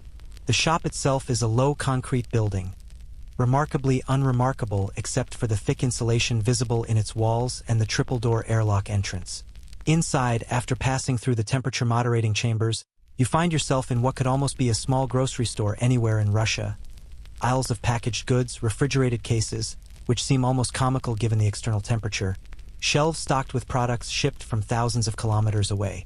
But look closer, and the adaptations to this extreme environment become apparent. The fresh produce section is tiny and contains vegetables that are obviously frozen despite being displayed in a refrigerated case. The meat section includes conventional packaged meats but also whole frozen fish and game meat sold by weight, looking much like what you've seen in Sardana's permafrost cellar. And the prices are shocking. A kilogram of apples costs more here than a kilogram of horse meat. Sardana notes, watching your reaction to the price tags. Is always this way. Things from outside, things that must be flown in or trucked over ice roads, cost very much. Things we produce locally, meat, fish, cost less. Economics of isolation. A bunch of bananas, somewhat frost damaged despite someone's best efforts, costs the equivalent of $30. A small container of strawberries, probably frozen and thawed multiple times during transport, costs $25. Meanwhile, a substantial piece of locally caught omul costs $8. And horse meat is even cheaper. This price inversion shapes food choices profoundly. Fresh fruits and vegetables aren't daily staples. They're occasional luxuries, purchased sparingly when available and often shared among multiple families. Meanwhile, local proteins that would be expensive delicacies in Moscow or St. Petersburg are everyday foods here. We buy certain things in bulk when supply truck comes, Sardana explains, selecting several bags of buckwheat and rice from the shelves. Grains, flour, sugar, tea, oil, things we cannot produce, things we need for winter. We calculate how much family needs for 6 months, buy all at once. Expensive at first, but cheaper than buying small amounts many times. The shop has a bulletin board where delivery schedules are posted. Supply trucks come roughly once a month during winter, weather permitting, traveling the ice roads when conditions allow. During the brief summer, when the ice roads melt and the ground roads are impassable mud, supplies come by air, which makes everything even more expensive. There's a narrow window in late spring and early autumn when ground roads are passable before freeze-up or after thaw, and these are the prime times for stocking up. In one corner of the shop, you notice a freezer section that seems redundant, industrial freezers in a place where everything outside is frozen anyway. But Sardana explains, in summer, temperatures can reach 20 degrees, even 25. Very hot for us. Then we need freezers to keep meat from spoiling. In winter, we unplug them, use them just as storage cabinets. The shop also has a small section of modern convenience foods, instant noodles, canned soups, packaged snacks. These are popular with younger residents, Sardana admits with a slight disapproving tone. The young people, they want quick food, modern food. They don't always want to wait for frozen meat to thaw, don't want to spend hours making traditional meals. Is changing the food culture. Not all changes are good. This generational tension exists in many indigenous and traditional cultures worldwide. The pull between maintaining ancestral practices and adopting modern conveniences. In Yakutia, it plays out in the kitchen, where young people increasingly supplement traditional foods with instant noodles and imported packaged meals, while older generations worry that essential knowledge and cultural practices are being lost. Yet, even the convenience foods have been adapted to local conditions. The instant noodles are stored outside in natural cold rather than on shelves inside. Canned goods are kept in an unheated storage room where they freeze solid, which apparently doesn't harm them, though it means you need to thaw cans before opening them. Behind the counter, the shopkeeper, a woman named Aquilina, maybe 50 years old, greets Sardana warmly and asks about you. When she learns you're interested in Yakutian food culture, her face lights up. You should see what it's like now compared to Soviet times, she says. Then we had rationing, limited choices, but at least supply was reliable. Trucks came on schedule, planes delivered regularly. Now, is market economy more variety when things arrive but less reliability? Sometimes truck doesn't come for 6 weeks because company decides is not profitable enough. We adapt, we always adapt, but is not always easy. The post-Soviet transition has affected remote communities like Oymyakon in complex ways. The old state-run supply system, while limited, ensured that basic goods reached even the most isolated settlements. The modern market system provides more variety and choice but is less reliable, operating on profit margins that don't always favor small, remote communities. Aquilina shows you the shop's back storage room, where supplies are kept. It's essentially a large, unheated warehouse where everything freezes solid. This is our real inventory, she says. What you see in the shop is just what we've brought in to thaw and display. Back here, we have months of supplies, all frozen naturally, no electricity needed. The storage room contains a fascinating mix of traditional and modern. Whole frozen fish stacked like cordwood next to pallets of imported canned goods, bags of flour and sugar stored alongside frozen vegetables. Industrial-sized containers of cooking oil positioned near traditional birch bark containers of preserved foods that local families have traded to the shop. We do some barter still, Aquilina explains. Family brings in fish they caught, high-quality fish. We give them credit toward other goods. Not official, not legal probably, but is how we've always done things. Money alone doesn't work well in a place like this. Community economy runs on relationships, trust, mutual support. This informal exchange economy represents continuity with pre-monetary traditions while coexisting with modern capitalism. It's pragmatic, recognizing that cash flow can be irregular in subsistence-oriented communities, but it's also cultural, maintaining social bonds that are crucial in isolated environments where cooperation can mean survival. You notice that the shop also serves as an informal community center. Several older men are gathered near a small stove, drinking tea and talking. This is where news is exchanged, where community decisions are discussed informally, where social bonds are maintained during the long winter when outdoor activities are limited. Sardana makes her purchases: grains, tea, sugar, some cooking oil, and as a treat, a small bag of hard candies. The total is substantial, several months' worth of food supplements, but it's a planned expense, budgeted for and expected. On the way out, you pass a small section devoted to equipment and supplies for traditional activities. Fishing line and hooks suitable for ice fishing, knives for butchering, containers for storing rendered fat, even some traditional clothing items made from reindeer hide and fur. The traditional and modern aren't separate here. They're integrated, each supporting the other. Back at Sardana's house, she unpacks her purchases carefully, storing the grains and flour in sealed containers to protect against moisture and pests, setting aside the tea in its special dry storage area, portioning the sugar for use over coming months. This shop, it represents our compromise with modern world, she reflects. We could not survive winter eating only what we grow and hunt. We need grain, need sugar, need tea, need oil. But shop could not exist without traditional economy supporting it. We buy from shop using money earned from jobs, from selling traditional goods, from government support. We use shop supplies to supplement traditional foods. Is partnership, even if sometimes uncomfortable partnership. Over dinner, a soup made from shop-bought buckwheat and locally caught fish, flavored with traditional preserved onions and modern black pepper. Sardana talks about how food culture is evolving. Her children, who live in larger cities now, eat very differently than she does. They have regular access to fresh vegetables, eat out at restaurants, consume cuisines from around the world. When they visit, they bring treats from outside: chocolate, exotic fruits, processed snacks. But they also crave the traditional foods of their childhood. My daughter, she lives in Yakutsk now, Sardana says. City living, modern apartment, easy life compared to here. But when she comes home, first thing she wants is stroganina. Not fancy restaurant food, not imported delicacies. She wants frozen fish shaved thin, wants horse meat soup, wants the foods she grew up with. Is in the blood, I think. These tastes, these traditions. This pull of traditional foods, even for those who've left traditional lifestyles, speaks to how deeply food culture becomes embedded in identity.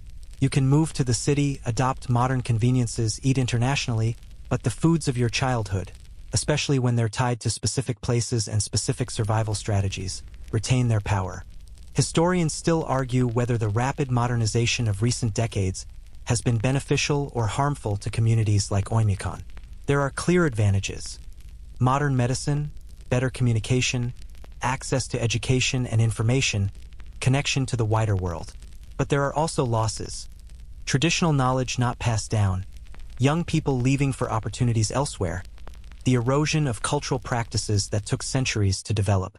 Sardana seems philosophical about these changes. The young people, they must make their own choices, she says. We can teach them, can show them the old ways, but we cannot force them to live as we did. World changes, but I believe the core knowledge, how to survive in extreme cold, how to use what the land provides, how to respect nature and work with it, this knowledge should not be lost. Even if they live in cities, even if they eat modern food, they should know where they came from, should know how their grandparents survived. After dinner, you browse through Sardana's small collection of cookbooks, a mix of Soviet-era General Russian cookbooks and a couple of newer books specifically about Yakutian and indigenous Siberian cuisine. The Soviet books barely mention extreme cold adaptations. They're written for a generic Soviet citizen in a temperate climate. The newer books show attempts to document and preserve traditional knowledge, often written by anthropologists or cultural preservationists concerned that this knowledge is disappearing. One book includes interviews with elders about food memories from their childhoods, and you read accounts that make even Sardana's current lifestyle seem luxurious. Families that survived winters on nothing but dried fish and rendered fat, communities that faced periodic famines when hunting failed, children who never tasted fresh fruit until they were adults. Life is better now in many ways, Sardana acknowledges. We have the shop, have access to variety, have modern tools and conveniences. But we also have lost some resilience. If the supply trucks stopped coming, if the shop closed, many young families would struggle. They depend on outside goods more than my generation did, more than my grandparents' generation definitely did. Is a vulnerability hidden by modern convenience? This observation touches on a broader issue facing indigenous communities worldwide. As traditional skills and knowledge fade, as dependence on modern supply chains grows, communities become more vulnerable to disruptions. The COVID-19 pandemic revealed this starkly in many remote communities, when supply chains were interrupted and people had to fall back on traditional survival strategies they'd begun to neglect. As the evening winds down, you realize you've witnessed something important. A community balance between two worlds, maintaining enough traditional knowledge to survive if modern systems fail, but also embracing enough modernity to improve quality of life. It's a delicate balance, constantly renegotiated with each generation, and there's no guarantee it will hold indefinitely. Outside, in the -70 darkness, Oymyakon sleeps. But inside homes like Sardana's, the old and the new coexist. Smartphones charging beside wood stoves, instant noodles stored next to dried fish, satellite television bringing world news to people who still know how to survive with nothing but knife, fire, and frozen meat. Word count, 3,167. Awaiting, continue. Section 9.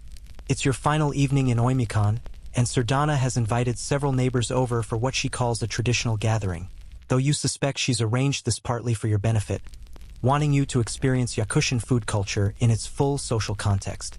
The small house fills with people, all bundled up during their brief journeys from nearby homes, all shedding layers in the entryway before settling into the warm main room where the stove glows steadily. There's Mikhail, of course, Sardana's son, and his wife Sarjalana with their 2 children.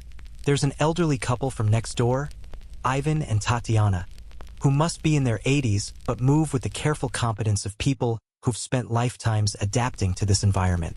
And there's a younger woman, maybe 30, named Adalina, who works as a teacher in the village school and represents the bridge generation between old ways and new. But beyond the food, what strikes you is the atmosphere. There's laughter, conversation flowing in a mixture of Russian and Saka, children running between adults' legs, and a sense of communal warmth that has nothing to do with the temperature. This, you realize, is how humans survive in impossible places, not just through clever food preservation or efficient calories, but through connection, through the social bonds that make endurance bearable and even joyful.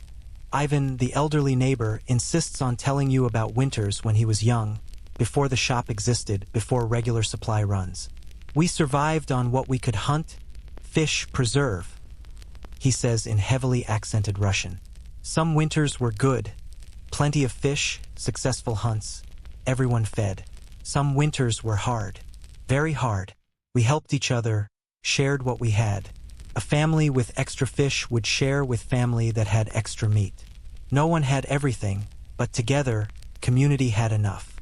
This communal sharing wasn't charity, it was survival strategy. In an environment this hostile, where a failed hunt or a lean fishing season could mean starvation, maintaining networks of reciprocity was as essential as maintaining your food stores. You shared when you had plenty because you'd need others to share with you when you didn't. Tatiana, Ivan's wife, adds her own memories. When I was a girl, we would gather cloudberries together, all the women and children from several families. We'd go out onto the tundra in late summer, spend whole days picking. Everyone brought what they collected back to the village, and we'd divide it. Not equally by weight, but according to need. Family with many children got more, elderly people living alone got enough but not too much. Was fair, was proper. These collective work practices, communal hunting, fishing, gathering, preserving, created social cohesion while also being practically efficient. A solitary hunter might succeed or fail. A group of hunters sharing information and coordinating efforts had better odds. A single person ice fishing might catch nothing. A community with multiple holes and shared knowledge stood a better chance of everyone eating. The conversation shifts to changes the older generation has witnessed. My grandmother, Adalina says, she never saw a fresh orange until she was 50 years old. Never. Can you imagine? Now my students, they know about oranges, about bananas, about foods from all over the world. They see them on internet, sometimes even taste them when families can afford. Is better, yes, but also they don't value it the same way. They don't understand how precious these things are. She's touching on something psychologists call hedonic adaptation. The way humans quickly normalize even extraordinary luxuries. For someone who grew up never expecting fresh fruit, an orange is a miracle. For a child who's seen oranges in videos and occasionally tasted them, it's just another food, maybe even a disappointing one compared to the appealing images online. The children, a boy of about 8 and a girl of maybe 6, are playing near the stove and Sardana calls them over to try stroganina. The boy takes to it immediately, chewing the frozen fish with evident enjoyment. The girl is more hesitant, and you see Sarjalana gently encouraging her. Try it. Try it. This is our food. This is what makes us Yakut. You need to learn to love it. This explicit teaching of food culture, the conscious transmission of tastes and preferences, is crucial in maintaining cultural continuity. Children aren't born loving stroganina or rendered fat. They learn to appreciate these foods through repeated exposure and through the cultural messaging that these foods are important, valuable, tied to identity. Mikhail starts talking about his work on the ice roads, and the conversation turns to the practical challenges of modern life in Yakutia. People outside, they think we're primitive, living in the past, he says with some heat. But we use technology they use, internet, phones, modern vehicles. We just also use traditional knowledge because it works, because it's adapted to this place over centuries. Is not primitive, is sophisticated. Is intelligence to use all tools available, old and new. He's right, and it's a point worth emphasizing. The Yakutian approach to survival isn't a rejection of modernity. It's a selective integration of modern tools and traditional wisdom. Use a satellite phone to call for help if you're lost, but know how to start a fire with frozen wood if the phone fails. Use a snowmobile for transportation when it works, but keep horses as backup because horses don't need fuel or spare parts. Buy rice from the shop, but maintain your permafrost cellar because refrigerators fail and supply chains break. Could you actually survive here? The question hangs in your mind as the evening progresses, as you watch these people who've made the impossible routine. The honest answer is, probably not long-term, not without years of learning and adaptation. Physically, your body could potentially adapt. Humans are remarkably resilient, capable of acclimating to extreme environments given time and proper support. You'd need to build cold tolerance, increase your metabolic efficiency, develop the muscle memory for the countless small tasks that prevent cold injury.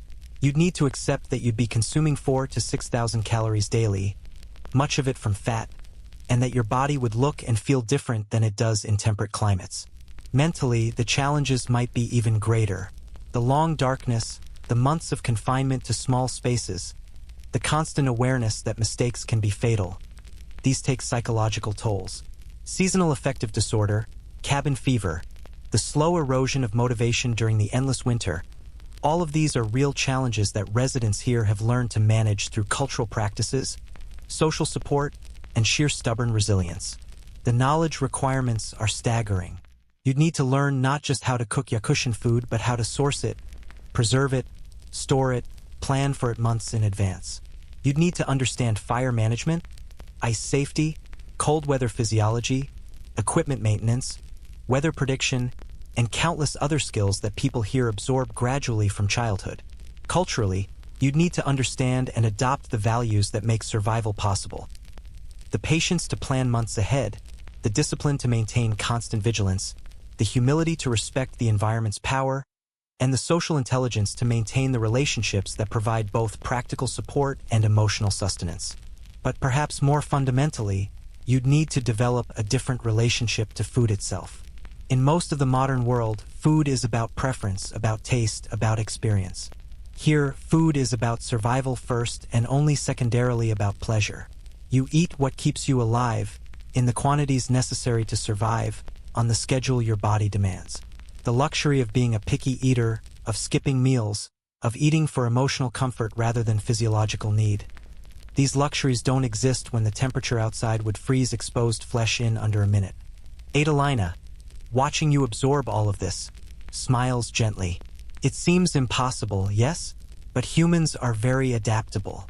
We can survive in deserts, in jungles, in mountains, and here in the coldest inhabited place on Earth. The body learns. The mind learns. You would be surprised what you could endure if you had to. She's probably right. Humans have colonized every terrestrial environment on the planet, from tropical rainforests to Arctic tundra, and we've done it primarily through cultural adaptations. Learning, sharing knowledge, building on generations of accumulated wisdom. The Yakutian survival strategies you've witnessed this week aren't genetic. They're cultural, which means they can be learned, transmitted, adopted by anyone willing to put in the effort. But there's also the question of whether you'd want to. Modern humans have created systems, global supply chains, climate-controlled environments, abundant food variety, that free us from the constant struggle against environmental extremes. Living in Yakutia means accepting a return to that struggle, choosing to engage directly with an environment that requires constant effort to survive. For the people around this table, that choice was made by their ancestors centuries ago, and they've inherited both the burden and the pride of that choice. They're part of an unbroken chain of survivors stretching back generations, each one passing down the knowledge that enabled the next to endure. The meal continues, conversation flowing easily now, and you find yourself relaxing into the rhythm of it. Someone tells a joke in Saka that gets translated for you. Something about a hunter and a bear that doesn't quite work in Russian but makes everyone laugh anyway. The children have fallen asleep near the stove, exhausted by excitement and full bellies. The adults settle into that comfortable state of satiation and companionship that transcends language and culture. Sardana catches your eye and smiles. You understand now? She asks. Why we live here, how we survive, is not just about the food, the techniques, the knowledge. Is about this, she gestures to the gathered people, about community, about sharing, about helping each other through the darkness. The cold outside is deadly, but the warmth inside, not just from stove, but from people, this is what keeps us alive. And somehow, in this moment, sitting in a small wooden house while -70 darkness presses against the windows, surrounded by people who've mastered survival in Earth's harshest inhabited environment, you do understand. You understand that human survival has always been as much about social connection as individual capability, as much about cultural knowledge as personal resilience. The evening winds down slowly. Neighbors bundle up for their brief journeys home. Children are wrapped in blankets and carried to waiting sleds. Promises are made to gather again soon. The house empties gradually, until it's just you and Sardana again. The stove ticking quietly, the kettle steaming for one more cup of tea. Outside, Oymyakon sleeps under its blanket of darkness and deadly cold. But inside, there's warmth, there's safety, and there's the quiet satisfaction of another day survived. Another meal shared. Another night passed in comfort despite the hostile world beyond the walls. Tomorrow, you'll begin your journey back to warmer climates. Back to places where survival doesn't require constant vigilance and frozen fish shave thin. But tonight, you sip your sweet tea and feel the warmth of rendered horse fat settling in your stomach, providing slow-burning fuel for the night ahead. You've learned to eat in the coldest inhabited place on Earth. You've learned that survival at -70 isn't about fighting the cold. It's about working with it, using it, respecting it. You've learned that the frozen meat and the cold stove aren't problems to solve but conditions to accept and adapt to. And you've learned that humans are capable of extraordinary things when we combine individual resilience with collective wisdom, when we pass knowledge down through generations, when we support each other through hardship. The cold outside hasn't changed. It's still deadly, still patient, still waiting for mistakes. But the people of Yakutia have spent centuries learning its patterns, respecting its power, and finding ways not just to survive but to build lives, raise families, create culture, and yes, even to thrive. Word count, 3,175. The room grows quieter now, the sounds of the evening settling into memory. Your eyelids grow heavy as the warmth from the stove, the fullness in your belly, and the exhaustion of constant cold weather vigilance finally catch up with you. Sardana has prepared your sleeping area near the stove, where the gentle heat will keep you comfortable through the night. As you settle into your blankets, you think about the journey you've taken this week. Not the physical journey to one of Earth's most extreme environments, but the culinary and cultural journey through survival strategies refined over centuries. You came thinking you'd learn about strange foods and unusual cooking methods. You're leaving with something far more profound, an understanding of how humans adapt, endure, and ultimately triumph over conditions that should, by all reasonable measures, be impossible to survive. Outside, the temperature has dropped even further, approaching -75. The stars are impossibly bright in the clear, cold air, and if you were to step outside, you'd hear that peculiar silence that only exists in extreme cold. So quiet you can hear your own heartbeat, so still that sound seems to travel differently, as if the air itself has frozen. But you're not going outside. You're warm, you're safe, you're fed. Your body has learned, over these few days, to crave the foods that sustain life here, the fat, the protein, the constant warmth of sweet tea. Tomorrow these cravings will begin to fade as you return to temperate climates. But tonight they make perfect sense. Sleep comes gently, pulling you down into warm darkness. Your last conscious thought is gratitude, for the knowledge shared, for the hospitality extended, for the glimpse into a way of life that continues despite the cold, despite the darkness, despite every reasonable argument that humans shouldn't be able to survive here at all. And yet they do. They have for centuries. They will for centuries more. Adapting as needed, maintaining what works, always finding that balance between tradition and innovation, between individual capability and community support, between respecting the past and embracing the future. The stove ticks softly as its metal cools slightly. Outside, the frozen world waits. But inside, warmth endures, and with it, life continues in Earth's coldest home. Sweet dreams, traveler. May your nights be warm and your meals be sufficient, wherever your journey takes you next. Word count, 466. End of script. Sweet dreams.